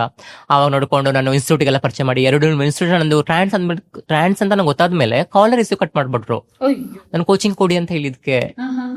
ಅವಾಗ ನಾವೇನ್ ತಪ್ಪು ಮಾಡಿದ್ವಿ? ನಾವು ಸಮಾಜದಲ್ಲಿ ಒಂದು ಬದುಕಬೇಕು ಅಂತ ಫೋನ್ ಮಾಡಿ ಕೇಳಿದ್ರೆ ತಪ್ಪ ಆಯ್ತಾ ಅಂತ. ಯಾವ ಎಕ್ಸಾಮಿಗೆ ಕೋಚಿಂಗ್ ತಗೊಳ್ಳೋದು? ನಾನು ಮ್ಯಾಮ್ KS ಅಂತಾನೆ ಪ್ರಿಪೇರ್ ಆಗ್ತಿದ್ದು. ನನಗೆ ನನ್ನ ಡ್ರೀಮ್ ನಾನು ಒಬ್ಳು AC-ನೋ ಅಥವಾ ಒಂದು DISP-ನೋ ಒಂದು ತಹಶೀಲ್ದಾರ್ ಆಗ್ಬೇಕಂತ ನಂದು ಚಿಕ್ಕ ವಯಸ್ಸಿನ ಡ್ರೀಮ್ ಮ್ಯಾಮ್. ಸಿವಿಲ್ ಸರ್ವಿಸ್ ಮಾಡ್ಬೇಕು. ಯಾಕಂದ್ರೆ ಆ ಜಾಬ್ ಅಲ್ಲಿ ಸಿವಿಲ್ ಸರ್ವಿಸ್ ಅಂದ್ರೆ ಸಾಮಾಜಿಕವಾಗಿ ನಾವು ಕೆಲಸ ಮಾಡುವಂತ ಯಾವ ಜಾಬ್ ಅಲ್ಲಿ ಸಿಗಲ್ಲ ಮ್ಯಾಮ್. ನಂಗೆ ತುಂಬಾ ಆಸೆ ಇದೆ, ನೋಡೋಣ ಮ್ಯಾಮ್. ನಾನು KS ಎಕ್ಸಾಮ್ ಬರ್ತಿದ್ದೀನಿ, ಪ್ರಿಲಿಮಿನರಿ ಕ್ಲಿಯರ್ ಮಾಡಿ ಮೇನ್ಸ್ ಬರ್ತಿದ್ದೀನಿ. ಅದಕ್ಕೆ ನಾನು ಅಡ್ಮಿಷನ್ ಆದೆ ಒಂದ್ ಕಡೆ ಇನ್ಸ್ಟಿಟ್ಯೂಟ್, ತುಂಬಾ ಒಳ್ಳೆ ಇನ್ಸ್ಟಿಟ್ಯೂಟ್ ಸರ್, ತುಂಬಾ ಸಪೋರ್ಟ್ ಕೊಟ್ಟು ಆ ಟೈಮಲ್ಲಿ ನಾನು ಕಮ್ಯುನಿಟಿಯಿಂದ ಹೋಗೋದು ಬರೋದು ಮನೆಯಿಂದ ಹಂಗೆಲ್ಲ ಮಾಡ್ತಾ ಇದ್ದೆ. ತುಂಬಾ ಕಷ್ಟ ಆಗ್ತಿತ್ತು, ಡೆಡಿಕೇಶನ್ ಮಾಡಕ್ ಆಗ್ತಿಲ್ಲ. ಈಗ ಸರ್ಕಾರಿ ಉದ್ಯೋಗ ಅಂದ್ರೆ ಒಂದ್ ಸಾಗರ ತರ ಇದ್ದಂಗೆ ಮ್ಯಾಮ್. ಆ ಸಾಗರದಲ್ಲಿ ಮುತ್ತು ಹರ್ಣಗಳು ಹುಡುಕುತ್ತಷ್ಟೇ ಕಷ್ಟ. ಆ ಟೈಮಲ್ಲಿ ಉಳ್ಬೇಕಾದ್ರೆ ನಾನು ಡಿಸೈಡ್ ಮಾಡಿದೆ, ನಾನು ಒಂದು ಅಲ್ಲಿ ಸ್ಟೇ ಆಗ್ಬಿಟ್ಟು ಓದೋಣ ಅಂತ ವಿಜಯನಗರದಲ್ಲಿ, ಬ್ಯಾಂಗ್ಳೂರಲ್ಲಿ. ಅಲ್ಲಿ ಇಲ್ಲೊಂಥರ ಪ್ರಾಬ್ಲಮ್ ನನಗೆ. ಓದ್ಬಿಟ್ಟು ಅಲ್ಲಿ ಸಪ್ರೇಟ್ ರೂಮ್ ಯಾರು ಕೊಡಲ್ಲ ಅಂತ ನಾನು ಗರ್ಲ್ಸ್ ಫೀಜಲ್ಲಿ ಸ್ಟೇ ಆದೆ. ಗರ್ಲ್ಸ್ ಫೀಜಲ್ಲಿ ಅವರು ನನ್ನ ವುಮೆನ್ ಅಂತ ಡಿಪೆಂಡ್ ಮಾಡ್ಕೋತೀನಿ ಮ್ಯಾಮ್. ನಾನು ಒಮ್ಮೆನೆ ಸರ್ಜರಿ ಆಗಿ ನಾನು ಫೀಮೇಲ್ ಆಗಿದ್ದೀನಿ. ಅಲ್ಲಿ ಒಬ್ರು ಕೆಲವು ಜನ ನಾನು ಇದು ಟ್ರಾನ್ಸ್ ಅಂತ ಗೊತ್ತಾಗ್ಬಿಟ್ಟು ಏನ್ ಮಾಡಿದ್ರು, ಎಂತಿಂತವ್ರೆಲ್ಲ ಬರ್ತಾರೆ PGಗೆ, ಎಂತಿಂತವ್ರೆಲ್ಲ ಬರ್ತಾರೆ ಅಂತ ಫುಲ್ಲು ಓನರ್ ಹತ್ರ ಫುಲ್ಲು ಎಲ್ಲ ನನ್ನ ಬಗ್ಗೆ ಕಂಪ್ಲೇಂಟ್ ಮಾಡಿದ್ರು ಮ್ಯಾಮ್. ನಾನು ಏನೋ ಅವ್ರ ಜೊತೆ ಚೆನ್ನಾಗಿ ಆಕ್ಚುಲಿ ಇದ್ರೆ ಸಪ್ರೇಟ್ ರೂಮ್ ಆಕ್ಚುಲಿ ನಂದಿದ್ದು. ಒಂಥರ ಕೆಟ್ಟದಾಗ ನಡ್ಕೋತಾ ಇದ್ರು, ಅನ್ನೋದು, ಚೀ ಅನ್ನೋದು, ಒಂಥರ ಕೆಟ್ಟದಾಗೆಲ್ಲ ಮಾತಾಡೋದು, ನನ್ನ ನೋಡಿದ್ರೆ ಒಂಥರ ನಗೋದು, ಲೈಕ್ ಒಂಥರ ಗೇಲಿ ಮಾಡೋ ಹುಡುಗಿರ್ ಮಾಡಿದ್ದು. ಅವ್ರು ಆಕ್ಚುಲಿ ತುಂಬಾ ಮೆಚುರಿಟಿ ಇರೋರು, ಜಾಬ್ ಮಾಡ್ತಾ ಇರೋರು, ಸ್ಟಡಿ ಮಾಡ್ತಾ ಇರೋ, educated. They are all are educated ma'am. ಅಂದ್ರೆ ಮೈಂಡ್ ಸೆಟ್ ಶೋ ಆಗ್ತಿತ್ತು. ಆಮೇಲೆ ಅವ್ರ ಪಿ ಜಿ ಇಮಿಡಿಯೇಟ್ ಆಗಿ ಖಾಲಿ ಮಾಡ್ಬೇಕಮ್ಮ, ನೀನು ಇರಂಗಿಲ್ಲ, ಯಾರು ಇರಂಗಿಲ್ಲ, ಟ್ರಾನ್ಸ್ ಅಂತ ನಾವು ಯಾರು ಕೊಡಲ್ಲ ಅಂತ ಅಂದ್ರು. ನಾನು ಟ್ರಾನ್ಸ್ ಅಂತ ನಾನು ವುಮೆನ್, ನನ್ನ ಐಡೆಂಟಿಫೈಡ್ ವುಮೆನ್, ನನ್ನ ಹತ್ರ ಮೆಡಿಕಲ್ ಟೆಸ್ಟ್ಸ್ ಇದೆ, ಇದು ಬೇಕಾ ಹಾಸ್ಪಿಟ್ಲಿಗೆ ಹೋಗೋಣ ಬನ್ನಿ ಅಂತ ಅಂದೆ. ನಾನು ಟ್ರಾನ್ಸ್ ವುಮೆನ್ ಇದ್ದೀನಿ, ಯಾಕೆ ನೀವು ಜೆಂಡರ್ ಯಾಕೆ ಬಯಸ್ ಮಾಡ್ತೀರಾ, ನನ್ನ ಗುರ್ಸ್ಕೋದು ಹೆಣ್ಣು ಅಂತ. ನಾನು ಇಲ್ಲ, ನೀವು ಬೇರೆ ಏನಾದ್ರು ಕಾರಣ ಕೊಟ್ರೆ ನಾನು ಖಂಡಿತ ಖಾಲಿ ಮಾಡ್ತೀನಿ. ನೀವು ಜೆಂಡರ್ ಒಂದು ಲಿಂಗ ನೀವು ಟ್ರಾನ್ಸ್ ಅಂತ ಅಂದ್ರೆ ಖಾಲಿ ಮಾಡ್ಬೇಕಂದ್ರೆ ಖಂಡಿತ ನಾನು ಮಾಡಲ್ಲ ಅಂತಾನೆ ಹೇಳ್ದೆ ಮ್ಯಾಮ್. ನೀವು ವಾದ ಮಾಡಿದ್ರಿ? ವಾದ ಮಾಡಿದೆ. ಯಾಕಂದ್ರೆ ಬೇರೆ ಏನಾದ್ರು ರೀಸನ್ ಕೊಟ್ಟಿದ್ರೆ ಬಿಡ್ತಿದ್ನೇನೋ, ಬಟ್ ಅವ್ರ ಜೆಂಡರ್ಗೋಸ್ಕರ ನೀವು ಮಾಡ್ತಾ ಇದ್ದಾರೆ ಅಂತ ನಾನು ಅಲ್ಲೇ ಹಠ ಮಾಡಿ ಕುತ್ಕೊಂಡೆ. ನಾನು ಹೋಗಲ್ಲ, ನೀವು ಪೊಲೀಸ್ ಸ್ಟೇಷನ್ ಕಂಪ್ಲೀಟ್ ಕೊಟ್ಟು ಕೊಡಿ ನನ್ಗೆ ಕೊಡ್ದೆ, ಯಾಕಂದ್ರೆ ನೀವು ಲಿಂಗ ತಾರತಮ್ಯ ಮಾಡ್ತಾ ಇದ್ದೀರಾ ಅಂತ ನಾನು ಬಲವಾಗಿ ಅಲ್ಲೇ ಖಂಡಿಸಿ ಅಲ್ಲೇ ನಿಂತ್ಕೊಂಡೆ ಮ್ಯಾಮ್. ಅಲ್ಲೇ ವಾಯ್ಸ್ ರೈಸ್ ಮಾಡಿದ್ರಿ? ವಾಯ್ಸ್ ತುಂಬಾ ನೋವು, ಎಮೋಷನಲ್ ಆಗ್ತಿತ್ತು. ನನ್ನ ಫ್ರೆಂಡ್ಸ್ ಎಲ್ಲ ಇದ್ರು, ನಾನು ತುಂಬಾ ಸಪೋರ್ಟ್ ಮಾಡಿದ್ರು. ನನ್ಗೆ ಕೆಲವು ಜನ ನಮ್ಮ ಇನ್ಸ್ಟಿಟ್ಯೂಟ್ ಎಲ್ಲ ತುಂಬಾ ಸಪೋರ್ಟ್ ಮಾಡಿದ್ರು. ಬೇರೆ ಕಾರಣಗೋಸ್ಕರ ನೀನು ಹೋದ್ರೆ, ಇವತ್ತು ಆ ಪಿಜಿನ ಬಿಟ್ಟು ಬೇರೆ ಪಿಜಿಗೆ ಹೋದ್ರೆ, ಬೇರೆದವ್ರು ಕರೆದ್ರು ಆಕ್ಚುಲಿ ನಂಗೆ ಆ ಟೈಮಲ್ಲಿ. ಅದ್ ನಾಳೆ ಇವತ್ತು ನಿಂಗೆ ಆದೇ ಅನ್ಯಾಯ ಬೇರೆದ್ರು ಆಗಲ್ಲ ಅಂತ ಹೆಂಗ್ ಗ್ಯಾರಂಟಿ? ಅಂಬೇಡ್ಕರ್ ಹೇಳಿದಾರಲ್ವಾ, ಎಲ್ಲಿ ನಮ್ಗೆ ಅನ್ಯಾಯ ಅಲ್ಲಿ ಹೋರಾಟ ಮಾಡ್ಬೇಕು. ನಾನು ಅಲ್ಲೇ ಡಿಸೈಡ್ ಮಾಡಿದೆ, ನಾನು ಅಲ್ಲೇ ಇರ್ತೀನಿ ಅಲ್ಲೇ ಅಂದ್ಬಿಟ್ಟು ಮತ್ತೆ ಬೇರೆ ಸಪ್ರೇಟ್ ಕೊಟ್ಬಿಟ್ಟು ರೂಮ್ ಕೊಟ್ಬಿಟ್ಟು 1 ವರ್ಷ ಇದ್ದೆ ನಾನು ಪಿ ಜಿಲಿ ಆಕ್ಚುಲಿ ಬ್ಯಾಂಗ್ಳೂರಲ್ಲಿ. 1 ವರ್ಷ ಮೈಂಡ್ ಸೆಟ್ ಹುಡುಗಿರ್ ಜೊತೆ? ಹಾ ಮ್ಯಾಮ್, ನನಗೆ ಏನಾದ್ರು ಡಿಫ್ರೆನ್ಸ್ ನನಗೂ ಅವ್ರು ಏನ್ ಡಿಫ್ರೆನ್ಸ್ ಅಂತ ಅನಿಸ್ತಿಲ್ಲ. ಇವಾಗ ನಾನು ಹೆಣ್ಣು, ಅವಳು ಹೆಣ್ಣು ಅಷ್ಟೇ ಅಲ್ಲಿ ಇರೋದು. ನಂಗೆ ಬೇರೆ ಏನು ಇರಲಿಲ್ಲ. ನನಗೆ ಮೂಲ ಉದ್ದೇಶ ಇರೋದು ನಾನು ಎಕ್ಸಾಮ್ ಮಾಡ್ಬೇಕು, ಓದ್ಬೇಕು ಅಂತ. ಆ ಟೈಮಲ್ಲಿ ಲೈಬ್ರರಿ ಎಲ್ಲ ಮಾಡ್ಕೊಂಡು ನಾನು ಜಾಬ್ಗೇನು ಹೋಗ್ತಾ ಇರ್ಲಿಲ್ಲ? ಜಾಬ್ ಇಲ್ಲ ಮ್ಯಾಮ್, ಏನೂ ಹೋಗ್ತಾ ಇರ್ಲಿಲ್ಲ. ಸೇವಿಂಗ್ಸ್ ಸ್ವಲ್ಪ ಇಟ್ಕೊಂಡಿದ್ದೆ ನಾನು. ಆಮೇಲೆ ಸ್ಕಾಲರ್ಶಿಪ್ ಎಲ್ಲ ಟ್ರೈ ಮಾಡಿದ್ದೆ, ಅದು ಚಿಕ್ಕ ಪುಟ್ಟವೆಲ್ಲ ಇತ್ತು, ಹಂಗೆ ಅಡ್ಜಸ್ಟ್ ಮಾಡ್ಕೊಂಡು. ಸ್ಕಾಲರ್ಶಿಪ್ ಯಾವ ಬೇಸ್ಡ್ ಮೇಲೆ ಸಿಗ್ತಾ ಇತ್ತು? ನಂಗೆ PUC ಎಲ್ಲ ಮಾಡಿದ್ದೆ ಮ್ಯಾಮ್. ಅಂದ್ರೆ ಎಕ್ಸಾಮ್ ಬರೀತಿದ್ದೆ ನಾನು, ಯಾವ್ದಾದ್ರು ಟೆಸ್ಟ್ಗಳು ಲೈಕ್ ಎಲ್ಲ ದುಡ್ಡಿಟ್ಟಿದ್ದು, ಪ್ರಬಂಧ ಸ್ಪರ್ಧೆ ಹೋಗಿ ಪ್ರಬಂಧ ಬರೆಯೋದು, ದುಡ್ಡು ಇಟ್ಕೊಂಡ್ಬರೋದು, ಒಂದು ಚರ್ಚೆ ಸ್ಪರ್ಧೆ ಹೋಗೋದು ಮಾಡೋದು, ಆತರ ಮಾಡ್ತಿದ್ವಿ. ಆಮೇಲೆ ನಮ್ಮ ಕಮ್ಯುನಿಟಿಲಿ ಸ್ವಲ್ಪ ನಾನು ಅದೇ ಭಿಕ್ಷಾಟನೆ ಮಾಡಿ ಸ್ವಲ್ಪ ಸ್ವಲ್ಪ ಅದೆಲ್ಲ ದುಡ್ಡು ಮಾಡಿ ಇಟ್ಕೊಂಡಿದ್ದೆ. ಹಂಗೆ ಕಂಪ್ಲೀಟ್ ಮಾಡಿದೆ. ಹಂಗೆ ಫ್ರೆಂಡ್ಸ್ ಯಾರಾದ್ರು ಸ್ವಲ್ಪ ದುಡ್ಡು ಕೊಡೋರು, ನನ್ನ ಫ್ರೆಂಡ್ಸ್, ರಿಯಲ್ ಫ್ರೆಂಡ್ಸ್ ಇರ್ತಲ್ಲ, ಒಂದ್ 5,000 3,000 ಆ ತರನೋ, ಅವರೆಲ್ಲ ಸ್ವಲ್ಪ ಕಷ್ಟದಲ್ಲಿ ಹೆಲ್ಪ್ ಮಾಡಿದಾರೆಲ್ಲ. ಹಂಗೆ ಮಾಡ್ಕೊಂಡ್ಬಿಟ್ಟು ನಾನು ಎಷ್ಟು 2 years ಆಯ್ತು ಮ್ಯಾಮ್ ಅಲ್ಲೇ. ಅಂದ್ರೆ 1 ವರ್ಷ PGಲಿ ಇದು, 1 ವರ್ಷ ನಾನು ಕಮ್ಯುನಿಟಿ ಓದ್ಕೊಂಡು ಓದ್ತಾ ಇದ್ದೆ. ಹಂಗೆ ಓದ್ತಾ 1 ವರ್ಷ ಆಯ್ತು. ಆಮೇಲೆ ಅಷ್ಟೊತ್ತಿನ ವಿಲೇಜ್ ಅಕೌಂಟೆಂಟು ಯಾವ್ದು ಇದಕ್ಕೆ ಬಂದ ಕೊಡಗು ಜಿಲ್ಲೆ ಕರೆದ್ರು ಮ್ಯಾಮ್. ಹಾಕಿದೆ, ಅಪ್ಲೈ ಮಾಡಿದೆ, ವೆರಿಫಿಕೇಶನ್ ಹೋದೆ, ಜಾಬ್ ಸೆಲೆಕ್ಟು ಆದೆ. ಕಾರವಾರ ಮತ್ತು ಕೊಡಗು 2 ಡಿಸ್ಟ್ರಿಕ್ಟ್ ಸೆಲೆಕ್ಟ್ ಆದೆ. ಫಸ್ಟ್ ಆಫರ್ ಲೆಟರ್ ಮತ್ತೆ ಗವರ್ಮೆಂಟ್ ಜಾಬ್ ಅನ್ನಿಸ್ತು? ತುಂಬಾ ಖುಷಿ ಆಯ್ತು ಮ್ಯಾಮ್. ಅದು ಏನಂದ್ರೆ ಕರ್ನಾಟಕ ಫಸ್ಟ್ ಟ್ರಾನ್ಸ್ಜೆಂಡರ್ ಒಬ್ಬ ಗವರ್ಮೆಂಟ್ ಎಂಪ್ಲಾಯ್ ಆಗಿದ್ದಾರೆ ಅನ್ನೋ ಒಬ್ಬ ವ್ಯಕ್ತಿ. ತುಂಬಾ ಖುಷಿ ಆಯ್ತು ma'am. I am proud B I am transgender ಅಂತ ಹೇಳಕ್ಕೆ. ಈ ನಡುವೆ ನಿಮ್ದು ಡಾಕ್ಯುಮೆಂಟ್ ಎಲ್ಲ ಚೇಂಜ್ ಆಗ್ಬೇಕಲ್ಲ? ಸಾಮಾನ್ಯವಾಗಿ ನಾರ್ಮಲ್ ಆಗಿರೋರೆ ಗವರ್ಮೆಂಟ್ ಜಾಬ್ಗೆ ಸೆಲೆಕ್ಷನ್ ಆದಾಗ ಡಾಕ್ಯುಮೆಂಟ್ ಪಕ್ಕ ಇರಬೇಕು, ವೆರಿಫಿಕೇಶನ್ ಎಷ್ಟು ಪ್ರೋಸೆಸ್ ನಡೆಯುತ್ತೆ, 2-3 ವರ್ಷ ಗಂಟ ನಡೆಯುತ್ತೆ. ನಿಮ್ದೆಲ್ಲ ಡಾಕ್ಯುಮೆಂಟ್ ಎಲ್ಲ ಹೆಂಗೆ ಚೇಂಜ್ ಮಾಡ್ಕೊಂಡ್ರಿ? ಅದೇನ್ ಕಷ್ಟ ಆಗ್ನಿಲ್ವಾ? ತುಂಬಾ ಕಷ್ಟ ಆಯ್ತು ಮ್ಯಾಮ್. ಅದು ಇವಾಗ ಒಂದು ಜಾಬ್ ಆದ್ಮೇಲೆ ನಮ್ದು ಎಲ್ಲ ಮೇಲ್ ಪ್ಯಾಟರ್ನ್ ಅಲ್ಲೇ ಇರುತ್ತೆ, ನೇಮ್ ಎಲ್ಲ, ಆಮೇಲೆ ಇದು ಎಲ್ಲ. ಅದಕ್ಕೆ ನಾವು ಈಗ 2019 ಅಲ್ಲಿ ಸೆಂಟ್ರಲ್ ಗೌರ್ಮೆಂಟ್ ಒಂದು ಆಕ್ಟ್ ಇದೆ, ಟ್ರಾನ್ಸ್ಜೆಂಡರ್ ಪ್ರೊಟೆಕ್ಷನ್ ಆಕ್ಟ್ ಅಂತ ಒಂದು ಇದೆ. ಅದ್ರ ಪ್ರಕಾರ ನಮಗೆ ಜಿಲ್ಲಾ ಮ್ಯಾಸ್ಟೆಕ್ ಅಂದ್ರೆ ಜಿಲ್ಲಾ ಡಿಸ್ಟ್ರಿಕ್ಟ್ DC ಅವರು ನಮಗೆ ಒಂದು ಸರ್ಟಿಫಿಕೇಟ್ ಕೊಡ್ತಾರೆ, ಇವರು ಟ್ರಾನ್ಸ್ಜೆಂಡರ್ ವ್ಯಕ್ತಿ ಅಂತ, ರೂಲ್ 5 ಪ್ರಕಾರ. ಅದರಲ್ಲಿ ನಾನು ತಗೊಂಡೆ. ಅದರಲ್ಲಿ ನೇಮ್ ನಮ್ದು ಏನ್ ಕೊಡ್ತೀವಲ್ಲ ಅದೇ ಇರುತ್ತೆ. ಅಂದ್ರೆ ಇವಾಗ ನಮ್ದು ಒಂದು ನೇಮ್ ಅಂತ ಇಟ್ಕೊಂಡಿರ್ತೀವಲ್ಲ ಮ್ಯಾಮ್ ನಾವು, ಇವಾಗ ನನ್ನ ಶ್ರಾವ್ಯ ಅಂತ ಇದೆ, ಶ್ರಾವ್ಯ ಅಂತ ಕೊಟ್ವಿ. ಅದ್ರ ಪ್ರಕಾರ ನಾವು ಆಧಾರ್ ಕಾರ್ಡು, ಬ್ಯಾಂಕ್ ಅಕೌಂಟ್ ಎಲ್ಲ ಚೇಂಜ್ ಮಾಡಿಸ್ಕೋತೀವಿ. ಬಟ್ ಇವಾಗ SSLC ಮಾರ್ಕ್ಸ್ ಕಾರ್ಡ್ಸ್ ಎಲ್ಲ ಚೇಂಜ್ ಮಾಡ್ಬೇಕಂದ್ರೆ ಅದಕ್ಕೆ ಗೆಜೆಟ್ ಆಗ್ಬೇಕು ಮ್ಯಾಮ್. ಗೆಜೆಟ್ ಅಂದ್ರೆ ಲೈಕ್ ಒಂದು ನೇಮ್ ಚೇಂಜ್ ಮಾಡ್ಕೋಬೇಕಂದ್ರೆ ಯೂಶುವಲ್ ಎಲ್ಲರಿಗೂ ಕಾಮನ್ ತರ ನಮ್ಗೂ ಇದು ಗೆಜೆಟ್ ಮಾಡಿಸಿ ಪೇಪರ್ ನೋಟಿಫಿಕೇಶನ್ ಹೊಡಿಸ್ಬೇಕು ಕೋರ್ಟಿಂದ. ಅದು ಸ್ವಲ್ಪ ಕಷ್ಟ ಆಯ್ತು ನನ್ಗೆ ಆ ಟೈಮಲ್ಲಿ. ಬಟ್ ನನಗೆ ಮುಂಚೆನೆ ನಂಗೆ ಗೊತ್ತಿತ್ತಲ್ಲ ಈ ತರ ಆಗ್ತಂತ, ಅವಾಗಲೇ ಆಲ್ಮೋಸ್ಟ್ ಎಲ್ಲ ಚೇಂಜ್ ಮಾಡಿಸಿದ್ದೆ ಮ್ಯಾಮ್. ಸ್ವಲ್ಪ ಅದು ಪ್ರಾಬ್ಲಮ್ ಆಯ್ತು. ಒಂದು ನಮ್ದು ಸ್ಯಾಲ್ರಿ ಮಾಡುವಾಗ್ಲೂ ಸ್ವಲ್ಪ HRMS ಅಲ್ಲಿ ಅವಾಗ ಟ್ರಾನ್ಸ್ಜೆಂಡರ್ ಆಪ್ಷನ್ಸ್ ಇರ್ಲಿಲ್ಲ. ಆಮೇಲೆ ಇದು ನಮ್ದು K2 ಟ್ರೆಜರಿ ಬಿಲ್ ಮಾಡ್ತಾರೆ, ಅವಾಗ್ಲೂ ಪ್ರಾಬ್ಲಮ್ ಇಲ್ಲ. ಅವೆಲ್ಲ ಆಗಿ ಅದಕ್ಕೂ ಸ್ವಲ್ಪ ಆಯ್ತು. ಪ್ರತಿ ಟ್ರಾನ್ಸ್ಜೆಂಡರ್ ವ್ಯಕ್ತಿ ಅಂದ್ರೆ ಪ್ರತಿ ಕ್ಷಣ, ಪ್ರತಿ ನಿಮಿಷ, ಪ್ರತಿ ಸೆಕೆಂಡ್ ಫೈಟ್ ಮಾಡ್ಬೇಕು ಮ್ಯಾಮ್ ಅವ್ರ ಲೈಫ್ಗೋಸ್ಕರ. ಅದೇ ಟ್ರಾನ್ಸ್ಜೆಂಡರ್ ಜೀವನ. ಅಂತೂ ಡಾಕ್ಯುಮೆಂಟ್ ಎಲ್ಲ ಪಕ್ಕಾ ಆಯ್ತು. ಅದಾದ ನಂತರ ಎಕ್ಸಾಮ್ ಬರೆದ್ರಿ, ರಿಸಲ್ಟು ಬಂತು, ಪಾಸು ಆದ್ರಿ, ಇಂಟರ್ವ್ಯೂ ಕೊಟ್ರಿ, ಫಸ್ಟ್ ಆಫರ್ ಲೆಟರ್ ಬರುತ್ತೆ ಕೈಗೆ. ಹೌದು, ತುಂಬಾ ಖುಷಿ ಆಯ್ತು. ನನ್ನ ಲೈಫ್ ಇಷ್ಟು ನರಕ ಯಾತನೆ ಇವಾಗಾದ್ರೂ ಮುಗಿದಲ್ಲಪ್ಪ, ನನ್ನ ಲೈಫ್ ಇವಾಗ ಚೆನ್ನಾಗಿರ್ಬೋದಲ್ಲಪ್ಪ. ಸಮಾಜದಲ್ಲಿ ಶ್ರಾವ್ಯ ಇಷ್ಟು ದಿನ ಯಾರು ಗೊತ್ತಿಲ್ಲ, ಇವಳು ಭಿಕ್ಷಾಟನೆ ಮಾಡ್ತಾಳೆ, ಇವಳು ಟ್ರಾನ್ಸ್ಜೆಂಡರ್ ಅಷ್ಟೇ ಗೊತ್ತಿತ್ತು. ಇಷ್ಟು ಇನ್ ಮುಂದೆ ಆದ್ರೂ transgender government Karnataka first transgender government employee ಅಂತ ಒಂದು ಹೆಮ್ಮೆ ಅಂತ ನನ್ಗೆ ಆ ಟೈಮ್ ಇತ್ತು ಮ್ಯಾಮ್. ತುಂಬಾ ಖುಷಿ ಇತ್ತು. ಇಷ್ಟು ಜನ ನರಕ ಯಾತನೆ, ರೋದನೆ, ಅಳು ಒಂಥರ ತುಂಬಾ ಕಷ್ಟಪಟ್ಟಿದ್ದು, ಎಷ್ಟು ಸತಿ ನನ್ನ ನೈಟ್ ಎಲ್ಲ ಹತ್ತಿದ್ದು, ನನ್ನ ಪರಿಶ್ರಮ ತುಂಬಾ ಓದ್ತಿದ್ದೆ ಮ್ಯಾಮ್. ಡೈಲಿ ನಾನು 12 hours ಓದ್ತಿದ್ದೆ. 12 ಹೌದು. ಬೆಳಿಗ್ಗೆ ನಾನು 6 ಗಂಟೆಗೆ ಎದ್ದು ಹೋದ್ರೆ 9 ಗಂಟೆಗೆ ಟಿಫನ್ ಬರ್ತಿದೆ. 9ರಿಂದ 9:30 ಅಷ್ಟೇ, ಅರ್ಧ ಗಂಟೆ ಅಷ್ಟೇ ಸ್ನಾನ ಮಾಡಿ ತಿಂತೀನಿ, ಮತ್ತೆ ಹೋಗು. ಟೈಮ್ ಟೇಬಲ್ ಹಾಕೋ. ಹೌದು, ಟೈಮ್ ಇಷ್ಟಿಷ್ಟ ಸಬ್ಜೆಕ್ಟ್ ಅಂತ. ಮತ್ತೆ 1:30 ಬಂದ್ರೆ 1:30 2:30 1 ಅವರ್ ಅಷ್ಟೇ ನಂಗೆ ಲಂಚ್ ಬ್ರೇಕ್. ಮತ್ತೆ 2 ಹೋಗು, 5:30 ಕುತ್ಕೋ. 5:30 ಮತ್ತೆ ಟೀಗೆ ಹೋಗ್ತಿದ್ದೆ. 5:30ರಿಂದ 6 ಗಂಟೆ ಮತ್ತೆ ಹೋಗಿ 8:30 ತನಕ ಓದು. ಬರೀ ಬೇರೆ ಪ್ರಪಂಚ ಅಷ್ಟೇ. ಇಲ್ಲ. ನಾನು ಡಿಸೈಡ್ ಮಾಡಿದ್ದೆ, ನಾನು ನಂಬಿರೋದಂದೆ ಮ್ಯಾಮ್, ಮನುಷ್ಯ ಏನೋ ಸಾಧನೆ ಮಾಡ್ಬೇಕಂದ್ರೆ ಅವ್ನಿಗೆ ಫಸ್ಟ್ ಹಠ ಇರ್ಬೇಕು. ಹಠ ಛಲ ಇದ್ರೆ ನೆಕ್ಸ್ಟ್ ಪರಿಶ್ರಮ ಇರ್ಬೇಕು. ನಾವು ನಿರಂತರ ಪರಿಶ್ರಮ ಇರ್ಬೇಕು. ನಿರಂತರ ಪರಿಶ್ರಮ ಇದ್ರೆ ನಾವು ಏನ್ ಅನ್ಕೊಂತೀವ, ನಮ್ ಗುರಿ ಏನಿದೆ ಅಂತ ಸಾಧಿಸಬಹುದು ಅಂತ ನಾನೇ ಉದಾಹರಣೆ ಮ್ಯಾಮ್, ಅಷ್ಟೇ. ನಿಮ್ಮ ಕತೆ ನಿಜವಾಗ್ಲೂ ನಮಗೆ ಖುಷಿ ಕೊಡ್ತಾ ಇದೆ. ಯಾಕೆ ಅಂತ ಹೇಳಿದ್ರೆ ನೋಡ್ತಾ ಇರೋರ್ಗೆಲ್ರಿಗೂ ಖುಷಿ ಆಗುತ್ತೆ. ಕರ್ನಾಟಕದ ಮೊದಲ ಮಂಗಳಮುಖಿ ಮಹಿಳೆ ಸರ್ಕಾರಿ ಉದ್ಯೋಗವನ್ನು ಪಡೆದಿದ್ದು ಅಂತ ಹೇಳಿದ್ರೆ ನಿಜವಾಗ್ಲೂ ಖುಷಿನೇ. ಅದ್ರ ಜೊತೆಗೆ ನಿಮ್ದು ಇದೆಯಲ್ಲ ಹಠಾಚಲ ಅನ್ನೋದು, ಸಾಕಷ್ಟು ಜನ ಗೌರ್ಮೆಂಟ್ ಜಾಬಿಗೆ ಅಪ್ಲೈ ಮಾಡ್ತಾರೆ, ಆದ್ರೆ ಸಿದ್ಧತೆಗಳಲ್ಲಿ ಎಷ್ಟು ಕೊರತೆ ಇರುತ್ತೆ. ಸುಮ್ನೆ ಎಕ್ಸಾಮ್ ಬರೆಯಕ್ ಹೋಗೋದು, ರಿಸಲ್ಟ್ ಬರಲ್ಲ ಅಂತ ಹೇಳಿದ್ರು, ಕಟ್ ಆಫ್ ಅಷ್ಟಕ್ಕೆ ನಿಲ್ಸಿದ್ದಾರೆ ಅಂತ ಹೇಳೋದು. ಆದ್ರೆ ನಿಮ್ಗೆ 1 ಅಲ್ಲ 2 ಅಲ್ಲ 5 ಜಾಬ್ ಸಿಕ್ತು. ಯಾಕೆ ಅಂತ ಹೇಳಿದ್ರೆ ನೀವು ಅಷ್ಟು ಸಿದ್ಧತೆಯಿಂದ ತಯಾರಾದ್ರಿ. ಅದೇ ಮನಸ್ಸಿದ್ದರೆ ಮಾರ್ಗ ಅಂತಾರಲ್ಲ ಮ್ಯಾಮ್, ಅದೇ ಮನಸ್ಸು ಮಾಡ್ಬೇಕು ಅಷ್ಟೇ. ನಮ್ಮ ಸಮುದಾಯದವರು ಅಪಾಯಿಂಟ್ಮೆಂಟ್ ಪ್ರೊಸೆಸಿಂಗ್ ಅಲ್ಲಿ ತುಂಬಾ ಲೋಪದೋಷಗಳಿದಾವೆ. ಒಂದು ನೇಮಕಾತಿ ಮಾಡ್ಕೋಬೇಕಂದ್ರೆ ಹಲವಾರು ದೋಷಗಳಿದಾವೆ. ಅದರಲ್ಲಿ ಏನೇನೋ ಇದು ತುಂಬಾ ತುಂಬಾ ತುಂಬಾ ಚೇಂಜಸ್ ಆಗ್ಬೇಕು ನಮ್ದು ಅಪಾಯಿಂಟ್ಮೆಂಟ್ ರಿಕ್ವೈರ್ಮೆಂಟ್. ಬಟ್ ಅದರಲ್ಲಿ ನಾವು ಅದೇ ಮನಸ್ಸಿರ್ಬೇಕು ಮ್ಯಾಮ್, ಹಠ ಇರ್ಬೇಕು, ಛಲ ಇರ್ಬೇಕು, ಪ್ರಯತ್ನ ಇರ್ಬೇಕು. ಖಂಡಿತ ಹಾಗೆ ಆಗ್ತೀವಿ ಮ್ಯಾಮ್. ಯಾಕಂದ್ರೆ ನನಗೆ ನನ್ನ ಮುಂದೆ ನನ್ನ ಕಷ್ಟ, ನನ್ನ ನೋವು, ನನ್ನ ಇದು ತಿರಸ್ಕಾರ ಮಾಡಿದವರು, ನನ್ಗೆ ಅವಮಾನ ಮಾಡಿದ್ದು, ಅದೆಲ್ಲ ನನಗೆ ಓದ್ಬೇಕಾದ್ರೆ ನಂಗೆ ನೆನಪು ಬರೋದು. ನಾನು ಯಾಕೆ ಬೆಳಿಬೇಕು, ನಾನು ಏನಕ್ಕೆ ಇರ್ಬೇಕು ಅಂತ. ಇವಾಗ ನಮ್ಮ ಸರ್ಕಾರಿ ಹುದ್ದೆ ಆಗಿದ್ರೆ ನನ್ಗೆ ಇಡೀ ನನ್ನ ಲೈಫ್ ತುಂಬಾ ಅದು ನಂಗೆ ಜೀವನ ಕೊಡುತ್ತು, ನಂಗೆ ಹೆಸರು ಕೊಡುತ್ತೆ. ಇವಾಗ ನಮ್ಗೆ ಯಾರು ತಿರಸ್ಕಾರ ಅಂತಾರಲ್ಲ ಅವ್ರ ಹತ್ರ ಇವಾಗ ನನ್ಗೆ ಇವಾಗ ಯಾರಾದ್ರೂ ಇವಾಗ ಬೈತೀರಾ, ಯಾಕೆ ನಾನು ಬೈತೀರಾ, ನಾನು ಇವಾಗ ಗೌರ್ಮೆಂಟ್ ಎಂಪ್ಲಾಯ್ ಅಂತ ಹೇಳ್ಕೋಬಹುದಲ್ವಾ. ಇವಾಗ ನಮ್ಗೆ ತಿರಸ್ಕಾರ ಪರವಾಗಿಲ್ಲ, ನಾನು ಟ್ರಾನ್ಸ್ಜೆಂಡರ್ ಆಗಿದ್ದೀನಿ, ನಾನು ಒಬ್ಬ ಸ್ವಂತ ಕಾಲ ಮೇಲೆ ತಾವೇ ಸ್ವಾವಲಂಬಿಯಾಗಿ ಜೀವನ ಮಾಡ್ತಾ ಹೌದು, ಹೌದು, ಹೌದು. ಸಮಾಜದಲ್ಲಿ ಯಾವ್ದೋ ಒಂದು ಕೆಟ್ಟ ಕೆಲಸ ಮಾಡ್ತಾ ಇಲ್ಲ ನೀವು, ಸೆಕ್ಸೋ ಅಥವಾ ಭಿಕ್ಷಾಟನೆ ಏನು ಮಾಡ್ತಾ ಇಲ್ಲ.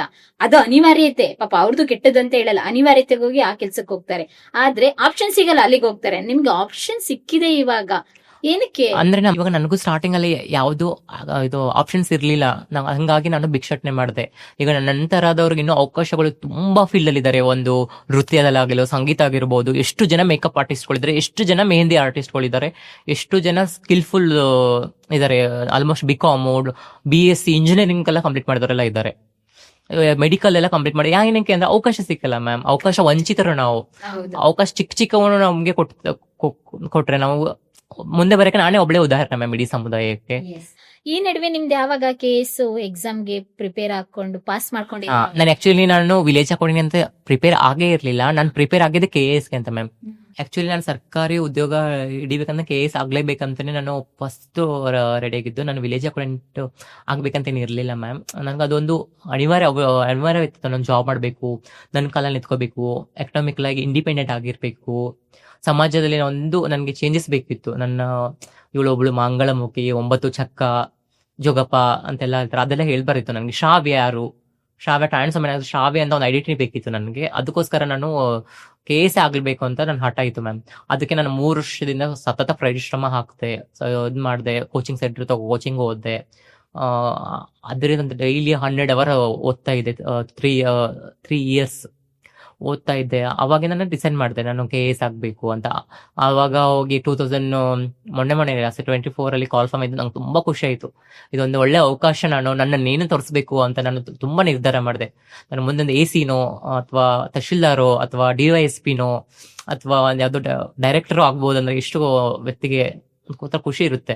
ಅದಕ್ಕೆ ಮತ್ತೆ ಕರೆದ್ಮೇಲೆ ಫುಲ್ಲು 12 ಅವರ್ ಡೈಲಿ ಡ್ಯೂಟಿ ಮಾಡುವಾಗ್ಲೂ ಅಷ್ಟೇ. ಬೆಳಗ್ಗೆ ಸಂಜೆ ಡೈಲಿ ಕನ್ಸಿಸ್ಟೆನ್ಸಿ ಬಿಡ್ಲಿಲ್ಲ ಮ್ಯಾಮ್. ನಾನು ಮುಂಚೆ ನಂಗೆ ಸ್ವಲ್ಪ ಗೊತ್ತಾಯ್ತು ಹೆಂಗೆ ಓದೋದು ಅಂತ. ಕನ್ಸಿಸ್ಟೆನ್ಸಿ ಡೈಲಿ ಎಫರ್ಟ್ ಮಾಡ್ತಿದ್ದೆ. ಲಂಚ್ ಬ್ರೇಕ್ ಬಂದಾಗ ಗ್ಯಾಪ್ ಕೊಟ್ಟಾಗೆಲ್ಲ ಓದೋದು, ಅಥವಾ ಅಡಿಗೆ ಮಾಡುವಾಗ್ಲೂ ನಾನು ಏನ್ ಕೂತ್ಕೊಂಡು ಕ್ಲಾಸ್ ಕೇಳೋದು ಯೂಟ್ಯೂಬ್ ಅಲ್ಲಿ. ಬರೀ ಅದನ್ನ ಮಾತ್ರ ಮಾಡೋದು. ಬೇರೆ ನಮ್ಗೆ ಗುರಿ ಫಸ್ಟ್ ಸ್ಪಷ್ಟವಾಗಿರ್ಬೇಕು, ನಾವ್ ಏನ್ ಮಾಡ್ತಿದೀವಿ, ಏನಕ್ಕೆ ಮಾಡ್ತಾ ಇದೀವಿ ಅಂತ. ನನ್ನ ಗುರಿ ಏನಿತ್ತು KS ಎಕ್ಸಾಮ್ ಕ್ಲಿಯರ್ ಮಾಡ್ಬೇಕು ಅಂತ. ಹಂಗೆ 12 ಅವರ್ ಓದಿ ನಾನು ಎಕ್ಸಾಮ್ ಬರ್ದೆ. ಯಾವ ಆಪ್ಷನ್ ತಗೊಂಡ್ರಿ ಮ್ಯಾಮ್? ಅದೇ ಆಪ್ಷನ್ಸ್ ಅಂದ್ರೆ ಕರ್ನಾಟಕ ಸ್ಟೇಟ್ ಗೌರ್ಮೆಂಟ್ ಆಪ್ಷನ್ಸ್ ಇಲ್ಲ, ಫಿಕ್ಸ್ಡ್ ಸಬ್ಜೆಕ್ಟ್ ಇದ್ದಾರೆ. UPSC ಅಲ್ಲಿ ಆಪ್ಷನ್ ಕೊಟ್ಟಿದ್ದಾರೆ, ನಮ್ಮಲ್ಲಿ ಆಪ್ಷನ್ಸ್ ಇಲ್ಲ ಮ್ಯಾಮ್. ಆಪ್ಷನ್ಸ್ ಇಲ್ಲ. ಅದರಲ್ಲಿ ಫಸ್ಟ್ ಮಾಮೂಲಿ ಪ್ರಿಲಿಮ್ಸ್ಗೆ ನಾರ್ಮಲ್ ಆಗಿ ಸಬ್ಜೆಕ್ಟ್ಸ್ ಇರ್ತವೆ. ಹ್ಯುಮ್ಯಾನಿಟಿ ಸಬ್ಜೆಕ್ಟ್, ಇನ್ನೊಂದು ಎರಡು ಪೇಪರ್ 1 ಪೇಪರ್ 2 ಅಂತ ಇರುತ್ತೆ. ಅದು ಕ್ಲಿಯರ್ ಆಗಿ ನಂದು ಕ್ಲಿಯರ್ ಆಯ್ತು. ಎಕ್ಸಾಮ್ ಬರ್ದೆ, ತುಂಬಾ ಖುಷಿ ಆಯ್ತು. ರಿಜಿಸ್ಟರ್ ನಂಬರ್ ನೋಡಿದ್ಮೇಲೆ ನನಗಂತೂ ಏನು ಎಕ್ಸಾಮ್ ಕ್ಲಿಯರ್ ಮಾಡಿ ಎಕ್ಸಾಮ್ ಜಾಬ್ ಓದಷ್ಟು ಖುಷಿ ಆಯ್ತು ನಂಗೆ ಮ್ಯಾಮ್. ಪಾಸ್ ಆಯ್ತು. ಕ್ಲಿಯರ್ ಆಯ್ತು. ನಾನು ನಿಮ್ಮ ಅಜ್ಜಿ ಕೇಳ್ದೆ, ನಮ್ಮ ಅಜ್ಜಿ ತುಂಬಾ ಖುಷಿ ಪಟ್ರು. ನಿಂದ ದೊಡ್ಡ ಎಕ್ಸಾಮ್ ಕ್ಲಿಯರ್ ಆಗಿದೆ ಅಂತ. ಅವ್ರಿಗೆ ಗೊತ್ತಾಗಲ್ಲ KS ಅಂದ್ರೆ ಏನಂದ್ರೆ ಗೊತ್ತೇ ಇಲ್ಲ ಪಾಪ, ಅವರು ಅನ್ಎಜುಕೇಟೆಡ್ ಅಲ್ಲ ಮ್ಯಾಮ್. ತುಂಬಾ ಖುಷಿ ಪಟ್ಟು ಆಮೇಲೆ ನಮ್ ದೇವರೆಲ್ಲ ಬಿಟ್ಕೊಳ್ಳೋದು, ಆಗ್ಲಿ ಅಪ್ಪ ದೇವರೇ ಬೇಗ ಅಂತ ಆತರ ಅನ್ಕೊಂಡೆ. ಆಮೇಲೆ ಕ್ಲಿಯರ್ ಆಯ್ತು. ಹಂಗೆ ಮತ್ತೆ ಇನ್ನು ಮೇನ್ಸ್ ಪ್ರಿಪರೇಷನ್ ಆಗ್ಬೇಕಿತ್ತು. ನಮ್ಮ ಆಫೀಸಲ್ಲಿ ರಜಾ ಕೇಳಿದೆ. ನಮ್ಮ ಆಫೀಸಲ್ಲಿ ತುಂಬಾ ಸಪೋರ್ಟ್ ಇತ್ತು, ನೇಚರ್ ತುಂಬಾ ಇದೆ ನಮ್ಮ ಆಫೀಸಲ್ಲಿ. 2.5 ತಿಂಗಳು ಹೆಚ್ಚು ಕಡಿಮೆ ಅನ್ಸುತ್ತೆ. 2 ಮಂತ್ ಹೋಗಿ ಮತ್ತೆ ಬೆಂಗಳೂರಿಗೆ ಬಂದೆ. ಅದೇ ಪಿಜಿಗೆ ಬಂದೆ. ಎಲ್ಲಿ ಅವಮಾನ ಆಗಿತ್ತಲ್ಲ ಪಿಜಿಗೆ ಬಂದೆ. ಅವ್ರು ಹೆಂಗ್ ಮೈಂಡ್ ಸೆಟ್ ಚೇಂಜ್ ಆಗಿತ್ತು ಅಂದ್ರೆ ಅಪೋಸಿಟ್ ಫುಲ್. ಅಂದ್ರೆ ಇವಾಗ ಗವರ್ಮೆಂಟ್ ಎಂಪ್ಲಾಯ್ ಕೇಸ್ ಹೌದು ಆಸ್ಪಿರೆಂಟ್ ಆಗಿ ಬಂದ. ಹೌದು. ಯಾರು ನನ್ನ ಪಿಜಿಯಿಂದ ಹೊರಗಡೆ ಹೋಗಿ ಅಂತ ಅಂದಿದಾರಲ್ಲ, ಅವರೇ ಬನ್ನಿ ಅಂತ ಕರೆದ್ರು. ವಾವ್, ಅದು ನಾನು ತಂದಿರೋ ಬದಲಾವಣೆ ಮ್ಯಾಮ್ ಅಲ್ಲಿ.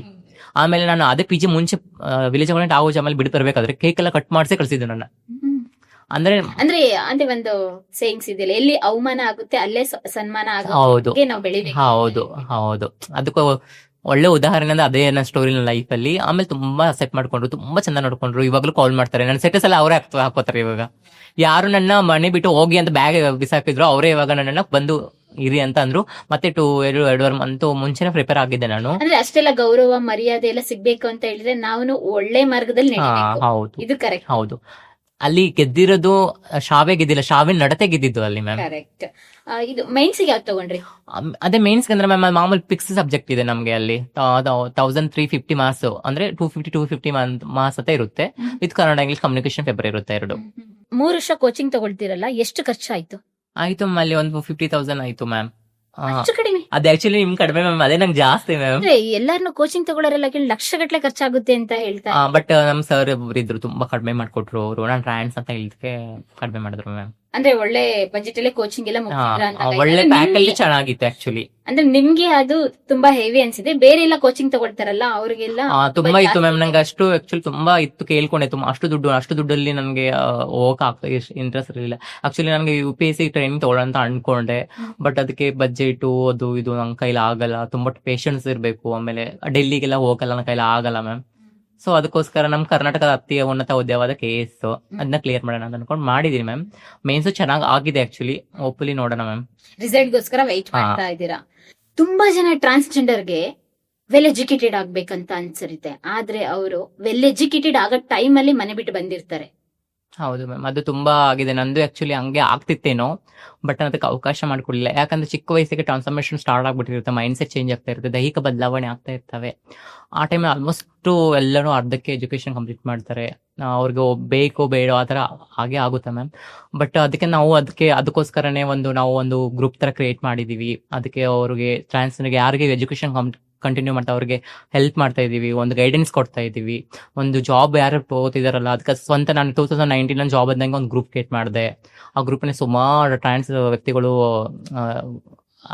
ಇದಾರೆ. ಅದರಲ್ಲಿ ಎಲ್ಲ ಆಲ್ಮೋಸ್ಟ್ ತುಂಬಾ ಜನ ಜಾಬ್ ಟ್ರೈ ಮಾಡಿ ಕೆಲವು ಜನ ಸಿಕ್ಕಿದೆ ಆಲ್ರೆಡಿ. ಕೆಲವು ಜನ ಪ್ರೈವೇಟ್ ಆಗ್ಲಿ, ಕಂಪ್ನಿಗಳಲ್ಲಾಗ್ಲಿ, ಆಮೇಲೆ ಸರ್ಕಾರಿ ಕೆಲವೊಂದು 2-3 ಜನ ಆಗಿದೆ ಆಲ್ರೆಡಿ ಮ್ಯಾಮ್. ಇವಾಗ ಪ್ಯೂನು, SDA ಎಲ್ಲ ಆಗಿದ್ದಾರೆ. ಟೀಚರ್ ಒಬ್ಳು ಆಗಿದ್ದಾಳೆ. ಓಕೆ. ಇವಾಗ ಅಂದ್ರೆ ಬೇರೆ ಬೇರೆ ಫೀಲ್ಡ್ ಅಲ್ಲೂ ಕೂಡ ಟ್ರಾನ್ಸ್ ಕಮ್ಯುನಿಟಿ ಅವ್ರನ್ನ ನಾವು ನೋಡಬಹುದು ಗವರ್ಮೆಂಟ್ ಜಾಬ್ ಅಲ್ಲಿ. ಇದ್ದಾರೆ ಮ್ಯಾಮ್ ತುಂಬಾ ಜನ. ಇವಾಗೆಲ್ಲ ಕರ್ನಾಟಕದಲ್ಲಿ ಇವಾಗ ಆಗ್ತಾ ಇದಾರೆ ಮ್ಯಾಮ್. ಮುಂಚೆ ಇರ್ಲಿಲ್ಲ, ಇವಾಗ ಅದೇ ಚಿಕ್ಕವು ಆಗ್ತಾ ಇದಾರೆ. ಇನ್ನು ದೊಡ್ಡದು ಪ್ರಯತ್ನ ಪಡ್ತಾ ಇದಾರೆ ಮ್ಯಾಮ್ ಎಲ್ಲ. ಆಗ ಭಿಕ್ಷಾಟನೆ ಮಾಡ್ತಿದ್ದಂತ ಶ್ರಾವ್ಯನ ಕಮಿಟಿಲ್ ನೋಡಿದ್ ಹೇಗೆ, ಇವಾಗ ಗವರ್ಮೆಂಟ್ ಎಂಪ್ಲಾಯ್ ಆಗಿ ಕಮಿಟಿಲ್ ನೋಡ್ತಿರೋದು ಹೇಗೆ? ತುಂಬಾ ಡಿಫ್ರೆನ್ಸ್ ಚೇಂಜಸ್ ಆಗಿದೆ ಮ್ಯಾಮ್. ಅವಾಗ ಗೊತ್ತಿರಲಿಲ್ಲ ಮ್ಯಾಮ್. ಅವಾಗ ಯಾರು ಅಮ್ಮ ನಾಣಿ ಅಂತ ಆ ತರ ಅಷ್ಟೇ ಗೊತ್ತಿತ್ತು. ಇವಾಗ ಶ್ರಾವ್ಯ ಅಂದ್ರೆ ಎಲ್ಲರೂ ನೋಡ್ತಾರೆ, ಇನ್ಸ್ಟಾಗ್ರಾಮ್ ಅಲ್ಲಿ ನೋಡ್ತಾರೆ, ಲೈಕ್ ಫೇಸ್ಬುಕ್ ಅಲ್ಲಿ ನೋಡ್ತಾರೆ, ವಾಟ್ಸ್ಆಪ್ ಅಲ್ಲಿ ಕಾಲ್ ಮಾಡಿ ಎಷ್ಟು ಜನ ಕಾಲ್ ಮಾಡ್ತಾರೆ, ನೀವು ನಮ್ಮ ಮಕ್ಕಳಿಗೆ ಮೊಮ್ಮಕ್ಕಳಿಗೆ ಹೆಲ್ಪ್ ಮಾಡ್ತಿದ್ದೀರಾ. ಎಷ್ಟೋ ಜನ ಕಮ್ಯುನಿಟಿ ಇಂಟ್ರೆಸ್ಟ್ ಇದ್ದಾರೆ, ಆಸ್ಪಿರೆಂಟ್ಸ್ಗೆ, ಜಾಬ್ ಆಸ್ಪಿರೆಂಟ್ಸ್ ಎಲ್ಲ ಕಾಲ್ ಮಾಡ್ತಾರೆ. ಇವಾಗ ಆಲ್ಮೋಸ್ಟ್ ತುಂಬಾ ಜನಕ್ಕೆ ಗೊತ್ತಾಗಿದೆ, ತುಂಬಾ ಪಾಪ್ಯುಲೇಟ್ ಆಗಿದ್ದೀನಿ. ಪರವಾಗಿಲ್ಲ, ಗ್ರೇಟ್. ತುಂಬಾ ಪಬ್ಲಿಕ್ ಪ್ರೋಗ್ರಾಮ್ ಎಲ್ಲ ಅಟೆಂಡ್ ಮಾಡ್ತಾ ಇದ್ದೀರಾ ಅಂದಂಗ ಆಯ್ತು. ಅಂದ್ರೆ ಅಷ್ಟೊಂದೇನು ಮಾಡಲ್ಲ ಮ್ಯಾಮ್. ಇವಾಗ ನಮ್ಗೆ ಇರೋದು ರಜೆಗಳು ವೀಕೆಂಡ್ ಅಲ್ಲಿ ಮಾತ್ರ ನಾವು ಅಟೆಂಡ್ ಮಾಡಕ್ ಹಾಕೋದು. ಉಳಿದಿನ ನಾನು ನನ್ನ ಕೆಲಸಕ್ಕೆ ನಾನು ಒಂದು ಒಳ್ಳೆ ಸರ್ವಿಸ್ ಕೊಡ್ಬೇಕಲ್ಲ ಮ್ಯಾಮ್. ನನ್ನ ಕೆಲಸಕ್ಕೆ ಒಳ್ಳೆ ಗೌರವ ಕೊಡ್ಬೇಕಲ್ವಾ, ಅಲ್ಲಿನೂ ನಾನು ಚೆನ್ನಾಗಿ ಕೆಲಸ ಮಾಡಬೇಕು, ಜನಕ್ಕೆ ಸಹಾಯ ಮಾಡಬೇಕು. ಸರ್ಕಾರಿ ಕೆಲಸ ಅಷ್ಟು ಸುಲಭವಾಗಿ ಸಿಕ್ಕಿಲ್ಲ, ಸಿಕ್ಕಿದ್ದನ್ನ ಸರಿಯಾಗಿ ಉಪಯೋಗಿಸಬೇಕಲ್ಲ ಮ್ಯಾಮ್. ಅಲ್ಲಿ ಜನಕ್ಕೆ ಅಲ್ಲಿನೂ ನಾನು ನೋಡ್ಕೋತಾ ಇರೋದು ಡಿಪಾರ್ಟ್ಮೆಂಟ್, ಪೆನ್ಷನ್ ಡಿಪಾರ್ಟ್ಮೆಂಟ್, ವಯಸ್ಸಾದವ್ರು ಬರ್ತಾರೆ, ಅಂಗವಿಕಲರು ಬರ್ತಾರೆ, ವಿಧವೆಯರು ಬರ್ತಾರೆ, ನಂತರ ಟ್ರಾನ್ಸ್ಜೆಂಡರ್ಸ್ ಬರ್ತಾರೆ. ಅವ್ರಿಗೆಲ್ಲನೂ ನಾವು ಪೆನ್ಷನ್ ಆಗ್ಲಿ, ಒಂದು ಮಾರ್ಗದರ್ಶನ ಆಗ್ಲಿ, ಅಲ್ಲಿ ನಾನು ಅದಕ್ಕೆ ಸರ್ವಿಸ್ ಕೊಡ್ತಾ ಇದ್ದೀನಿ ಮ್ಯಾಮ್. ಹೇಗಿದೆ ನಿಮ್ಮ ಗೌರ್ಮೆಂಟ್ ಆಫೀಸ್ ಸರೌಂಡಿಂಗ್ ಎಲ್ಲ ನಿಮ್ಮನ್ನ ನೋಡೋದು? ತುಂಬಾ ಚೆನ್ನಾಗಿದೆ ಮ್ಯಾಮ್, ನಮ್ಮಲ್ಲಿ ತುಂಬಾ ರೆಸ್ಪೆಕ್ಟ್ ಇದೆ. ರೆಸ್ಪೆಕ್ಟ್ ಇದೆ. ತುಂಬಾ ಚೆನ್ನಾಗಿದೆ, ತುಂಬಾ ಚೆನ್ನಾಗಿ ನೋಡ್ಕೋತಾರೆ ಆಕ್ಚುಲಿ. ಅಲ್ಲೇನು ಭೇದ ಭಾವನೆ ಟ್ರಾನ್ಸ್ ವ್ಯಕ್ತಿ ಏನಿಲ್ಲ, ಕೆಲ್ಸಕ್ಕೆ ಬಂದಿದ್ರೆ ಕೆಲಸ ಅಷ್ಟೇ, ಮತ್ತೆ ಏನು ಬೇರೆ ಏನು ಇಲ್ಲ. ಓಕೆ, ಸಾಕಷ್ಟು ಜನ ಇವಾಗ ಟ್ರಾನ್ಸ್ಜೆಂಡರ್ ಕಮ್ಯುನಿಟಿಗೆ ಸೇರ್ಕೊಂಡ್ರು ಅಂತ ಹೇಳಿದಾಗ ಭಿಕ್ಷಾಟನೆ, ಸೆಕ್ಸ್ ವರ್ಕ್ ಅಷ್ಟಕ್ಕೆ ಸೀಮಿತ ಆಗಿರ್ತಾರೆ. ಅದರಿಂದ ಹೊರಗಡೆ ಬರ್ಲಿಕ್ಕೆ ಸಾಧ್ಯನೇ ಆಗಲ್ಲ. ನೀವ್ ಹೇಳ್ದಂಗೆ ನೀವು 3-4 ವರ್ಷ ಭಿಕ್ಷಾಟನೆ ಮಾಡಿ ಅದಾದ ನಂತರ ನಿಮಗೆ ಮನಪರಿವರ್ತನೆಯಾಗಿ ಬಂದಿದ್ದೀರಾ. ತುಂಬಾ ಜನ ಅಲ್ಲೇ ಇದ್ದಾರೆ, ಅಂತವ್ರಿಗೆ ಏನ್ ಹೇಳ್ತೀರಾ? ಮ್ಯಾಮ್ ಏನಕ್ಕೆ ಇದಾರೆ ಅಂದ್ರೆ ಅವ್ರಿಗೆ ಅರಿವಿನ ಕೊರತೆ ಇರುತ್ತೆ, ಯಾಕಂದ್ರೆ ಒಂದು ತಿಳುವಳಿಕೆ ಇಲ್ಲ ಎಷ್ಟೋ ಜನಕ್ಕೆ. ಪಾಪ ಅವ್ರ ಎಕ್ಸಾಮ್ ಏನಂದ್ರೆ ಇಲ್ಲ, ಡಾಕ್ಯುಮೆಂಟ್ಸ್ ಯಾವ ತರ ಮಾಡೋದು ಇಲ್ಲ ಅಂತೆಲ್ಲ ಕೆಲವು ಅವೇರ್ನೆಸ್ ಇಲ್ಲ ಮ್ಯಾಮ್. ಒಂಥರ ಇನ್ನೂ ತಿಳುವಳಿಕೆ ತುಂಬಾ ಬರ್ಬೇಕು. ಆಮೇಲೆ ಕೆಲವು ಜನ ಮಾಡ್ತಾ ಇದಾರೆ, ಅದೊಂದು ಒಂಥರ ಬಲೆಯಲ್ಲಿ ಇದ್ದಂಗಿದ್ದಾರೆ, ಅದನ್ನ ಹೊರಗಡೆ ಬರ್ಬೇಕು. ಅವ್ರನ್ನೇ ತಿಳ್ಕೊಂಡ್ ಬರ್ಬೇಕು ಅಷ್ಟೇ, ಮತ್ತೇನಿಲ್ಲ ಮ್ಯಾಮ್. ಅಂದ್ರೆ ಶಿಕ್ಷಣ, ಕೆಲವು ಜನ ಎಜುಕೇಶನ್ ಕಂಟಿನ್ಯೂ ಆಗಿರಲಿಲ್ಲ, ಡಾಕ್ಯುಮೆಂಟ್ಸ್ ಕರೆಕ್ಟ್ ಆಗಿರಲಿಲ್ಲ. ಇವಾಗ ನೋಡಿ ಮೇಲ್ ಫಿಮೇಲ್ ಡಾಕ್ಯುಮೆಂಟ್ಸ್ ಅದೆಲ್ಲ ಪ್ರಾಬ್ಲಮ್ ಆಗುತ್ತೆ. ಎಲ್ಲಿ ಆಮೇಲೆ ಸಾಧ್ಯ ಆಗುತ್ತೆ, ಯಾಕೆಂದ್ರೆ ಅವರು ಹೈಸ್ಕೂಲ್ ಲೆವೆಲ್ ಅಲ್ಲೇ ಮನೆ ಬಿಟ್ಟು ಬಂದಿರ್ತಾರೆ, PU ಲೆವೆಲ್ ಅಲ್ಲೇ ಮನೆ ಬಿಟ್ಟು ಬಂದಿರ್ತಾರೆ, ಡಾಕ್ಯುಮೆಂಟ್ ಕೂಡ ತಂದಿರಲ್ಲ. ಅವ್ರ ಮೂಲ ನೆಲೆ ಯಾವ್ದು ಅಂತಲೇ ಮತ್ತೆ ತಿರ್ಗಾ ಮನೆಗೆ ಹೋದ್ರೆ ಯಾರು ಅಕ್ಸೆಪ್ಟ್ ಮಾಡಲ್ಲ. ಅಂತಂದ್ರೆ ಡಾಕ್ಯುಮೆಂಟ್ ಕೊಡಿ ಅಂದ್ರೆ ಒಪ್ತಾರ? ಹೌದು, ಡಾಕ್ಯುಮೆಂಟ್ಸ್ ತುಂಬಾ ಪ್ರಾಬ್ಲಮ್ ಇದೆ ಮ್ಯಾಮ್. ಅದಕ್ಕೆಲ್ಲ ಅದೇ ತುಂಬಾ ಚೇಂಜಸ್ ಆಗ್ಬೇಕು, ಸರ್ಕಾರ ಅದ್ರ ಬಗ್ಗೆ ಗಮನ ಹರಿಸಬೇಕು. ಯಾಕಂದ್ರೆ ನೀವು ಇವಾಗ ನಮ್ದು ತುಂಬಾ ಇಶ್ಯೂಸ್ ಬಂತು. ಒಂದು ಸ್ಯಾಲ್ರಿ ಬಿಲ್ ಮಾಡುವಾಗಲಿ, ಒಂದು ನೇಮಕಾತಿ ಪ್ರೊಸೆಸಿಂಗ್ ಆಗ್ಲಿ, ಇವಾಗ 2 ನೇಮ್ ಬರುತ್ತೆ. ಇವಾಗ ಒಂದು SSLC ಮಾರ್ಕ್ಸ್ ಕಾರ್ಡ್ ತರ ಹಾಕಿ ಅಂತ ಹೇಳ್ತಾರೆ, ಆದ್ರೆ ಸರ್ಕಾರ ಚೇಂಜ್ ಮಾಡ್ಕೊಡ್ಬೇಕು ಆಕ್ಚುಲಿ. ಹೌದು, PG ಕಾರ್ಡ್ ಅಲ್ಲಿ ಏನ್ ಹೆಸರಿದೆ ಅದನ್ನೇ ಹಾಕೊಡ್ಬೇಕು ಅಂತ. ನಿಮ್ಗೆ ಹೇಗೆ ಇದು ಪ್ರಾಬ್ಲಮ್ ಆಯ್ತು? ಯಾಕೆಂದ್ರೆ SSLC ಮಾರ್ಕ್ಸ್ ಕಾರ್ಡ್ ಅಲ್ಲಿ ಬೇರೆ ನೇಮ್ ಇರುತ್ತೆ, ಅದಾದ ನಂತರ ಇವಾಗ ನೀವು ಕಂಪ್ಲೀಟ್ ಆಗಿ ಟ್ರಾನ್ಸ್ಫಾರ್ಮೇಶನ್ ಆದಾಗ ಬೇರೆ ನೇಮ್ ಇರುತ್ತೆ, ಮತ್ತೆ ಜೆಂಡರ್ ಕೂಡ ಚೇಂಜಸ್ ಇರುತ್ತೆ. ನಿಮ್ಗೆ ಅದು ಯಾವ ರೀತಿಯಾಗಿ ಪ್ರಾಬ್ಲಮ್ ಆಯ್ತು? ಎಷ್ಟು ದಿನ ನಿಮ್ಮ ಡಾಕ್ಯುಮೆಂಟ್ ಹಂಗೆ ಹೋಲ್ಡ್ ಅಲ್ಲಿ ಇತ್ತು? ಮ್ಯಾಮ್ ನನ್ ತುಂಬಾ ಪ್ರಾಬ್ಲಮ್ ಆಯ್ತು. ಯಾಕಂದ್ರೆ ನಂಗೆ ಇವಾಗ ಒಂದು ಡಾಕ್ಯುಮೆಂಟ್ಸ್ SSLC ಮಾರ್ಕ್ಸ್ ಕಾರ್ಡ್ ತರ ಅಪ್ಲಿಕೇಶನ್ ಹಾಕುವಂತಾರೆ, ಆಮೇಲೆ ಮತ್ತೆ ಸರ್ಕಾರಕ್ಕೆ ಲೆಟರ್ ಹಾಕಿ ಅವರನ್ನ ಅಪ್ರೂವ್ ಮಾಡಿ ಅದಕ್ಕೂ ಏನೇನು ಸುಮಾರು ಪ್ರೊಸೆಸ್ ಇದೆ ಮ್ಯಾಮ್. ಅದು ತುಂಬಾ ಕಷ್ಟ ಆಗುತ್ತೆ, ಅದು ಲಾಂಗ್ ಪ್ರೊಸೆಸ್ ಮ್ಯಾಮ್. ಅದನ್ನ ಸಡನ್ ಆಗಿ ಚೇಂಜ್ ಮಾಡಕ್ ಆಗಲ್ಲ, ಬಟ್ ಸರ್ಕಾರ ಅದಕ್ಕೆ ಅವಕಾಶ ಕೊಡ್ಬೇಕು ಮ್ಯಾಮ್ ನಮ್ಗೆ. ಇವಾಗ ನಿಮ್ಮ ಕಮ್ಯುನಿಟಿಲಿ ಎಜುಕೇಶನ್ಗೆ ಒತ್ತು ಕೊಡ್ತಾ ಇದ್ದಾರಾ? ಇವಾಗ ಮನೆ ಬಿಟ್ಟು ಬಂದಂತ ಮಕ್ಕಳಿಗೆ ಏನಾದ್ರು ಎಜುಕೇಶನ್ ಕೊಡಿಸ್ಬೇಕು, ಅಥವಾ ಆ ರೀತಿಯಾಗಿ ಎಜುಕೇಶನ್ ಮನೋಭಾವನೆ ಮೂಡಿಸುವಂತ, ಪರಿವರ್ತನೆ ಮೂಡಿಸುವಂತ ಕಾರ್ಯಕ್ರಮಗಳು ನಡೀತಾ ಇದೆ ನೀವ್ ಕಂಡಂಗೆ? ಅಥವಾ ಅಲ್ಲೂ ಬದಲಾವಣೆಗಳಾಗ್ಬೇಕಾ? ಅಂದ್ರೆ ಒಂದು 50% ಆಗ್ತಾ ಇದೆ ಅಂತ ಹೇಳ್ಬೋದು, ಇನ್ನು 50% ಆಗ್ಬೇಕಂತ ಹೇಳ್ಬೋದು. ಯಾಕಂದ್ರೆ ಇವಾಗ ಕೆಲವು ವೆಲ್ಫೇರ್ ಆಗ್ತವೆ, ಒಂದು ಸ್ಕಿಲ್ ಡೆವಲಪ್, ಇವಾಗ ಸುಮಾರು NGO ಇದಾವೆ, ಸೇವಾ ಸಂಸ್ಥೆಗಳು. ಅದ ಸ್ಕಿಲ್ ಡೆವಲಪ್ಮೆಂಟ್, ಎಜುಕೇಶನ್ ಕಂಟಿನ್ಯೂಟು, ಇವಾಗ ಆರ್ಥಿಕ ಸಹಾಯನೂ ಮಾಡ್ತಾ ಇದ್ದಾರೆ. ಇವಾಗ ನಾನೇ ಒಂದು ಗ್ರೂಪ್ ಕ್ರಿಯೇಟ್ ಮಾಡಿದೆ ಮ್ಯಾಮ್, ಎಜುಕೇಶನ್ ಸಲ್ಮಂದು, ಜಾಬ್ ಸಲ್ಮಂದು ಒಂದು ಗ್ರೂಪ್ ಕ್ರಿಯೇಟ್ ಮಾಡಿದೆ ನಾನೇ, ಅದಕ್ಕೆ ಓಣ ನಾನೇ. ಅದಕ್ಕಾಗಿ ತುಂಬಾ ಸಪೋರ್ಟ್ ಎಲ್ಲ ನಡೀತಾ ಇದೆ, ಸುಮಾರು ಮಾಡ್ತಾ ಇದ್ದಾರೆ, ಬಟ್ ಇನ್ನೂ ತುಂಬಾ ಆಗ್ಬೇಕಾಗಿರುತ್ತೆ ಮ್ಯಾಮ್. ಅಂದ್ರೆ ಸರ್ಕಾರದಿಂದಲೂ ಕೂಡ ನಿಮ್ಗೆ ಸೌಲಭ್ಯಗಳನ್ನ ಕೊಡ್ಬೇಕಾಗುತ್ತೆ, ಅದ್ರ ಜೊತೆಗೆ ಸರ್ಕಾರದವರು ಕೂಡ ನಿಮ್ಮ ಕಮ್ಯುನಿಟಿ ಬಗ್ಗೆ ಅವೇರ್ನೆಸ್ ಮೂಡಿಸಬೇಕು ಜನರಲ್ಲಿ. ಅದ್ರ ಜೊತೆಗೆ ನಿಮ್ಮ ಕಮ್ಯುನಿಟಿಯಲ್ಲಿ ಇರುವಂತ ದೊಡ್ಡವರು ಕೂಡ ಅವೇರ್ನೆಸ್ ಪ್ರೋಗ್ರಾಮ್, ಯಾರೆಲ್ಲ ಬರ್ತಾರೆ ಇವಾಗ, ಯಾರೆಲ್ಲ ಜಾಯ್ನ್ ಆಗ್ತಾರೆ ಕಮ್ಯುನಿಟಿಗೆ, ಅವ್ರಿಗೆಲ್ಲ ಅವೇರ್ನೆಸ್ ಮೂಡಿಸುವಂತ ಕಾರ್ಯಕ್ರಮಗಳು ಆಗ್ಬೇಕು. 2 ಕಡೆಯಿಂದ ಆದಾಗ್ಲೇ ಸಾಧ್ಯ, ಒಂದ್ ಕಡೆಯಿಂದ ಆದ್ರೆ ಸಾಧ್ಯ ಆಗಲ್ಲ. ಯಾಕೆ ಅಂತ ಹೇಳಿದ್ರೆ ಇವಾಗ ಸರ್ಕಾರದವರು ಯಾವ್ದೋ ಒಂದಿಷ್ಟು ಸೌಲಭ್ಯಗಳನ್ನ ಕೊಡ್ತಾರೆ ಅಂತ ಹೇಳಿದಾಗ ತಗೊಳ್ಳೋದಕ್ಕೆ ಇವ್ರು ಮುಂದೆ ಬಂದಿಲ್ಲ ಅಂದಾಗ ವೇಸ್ಟೇ.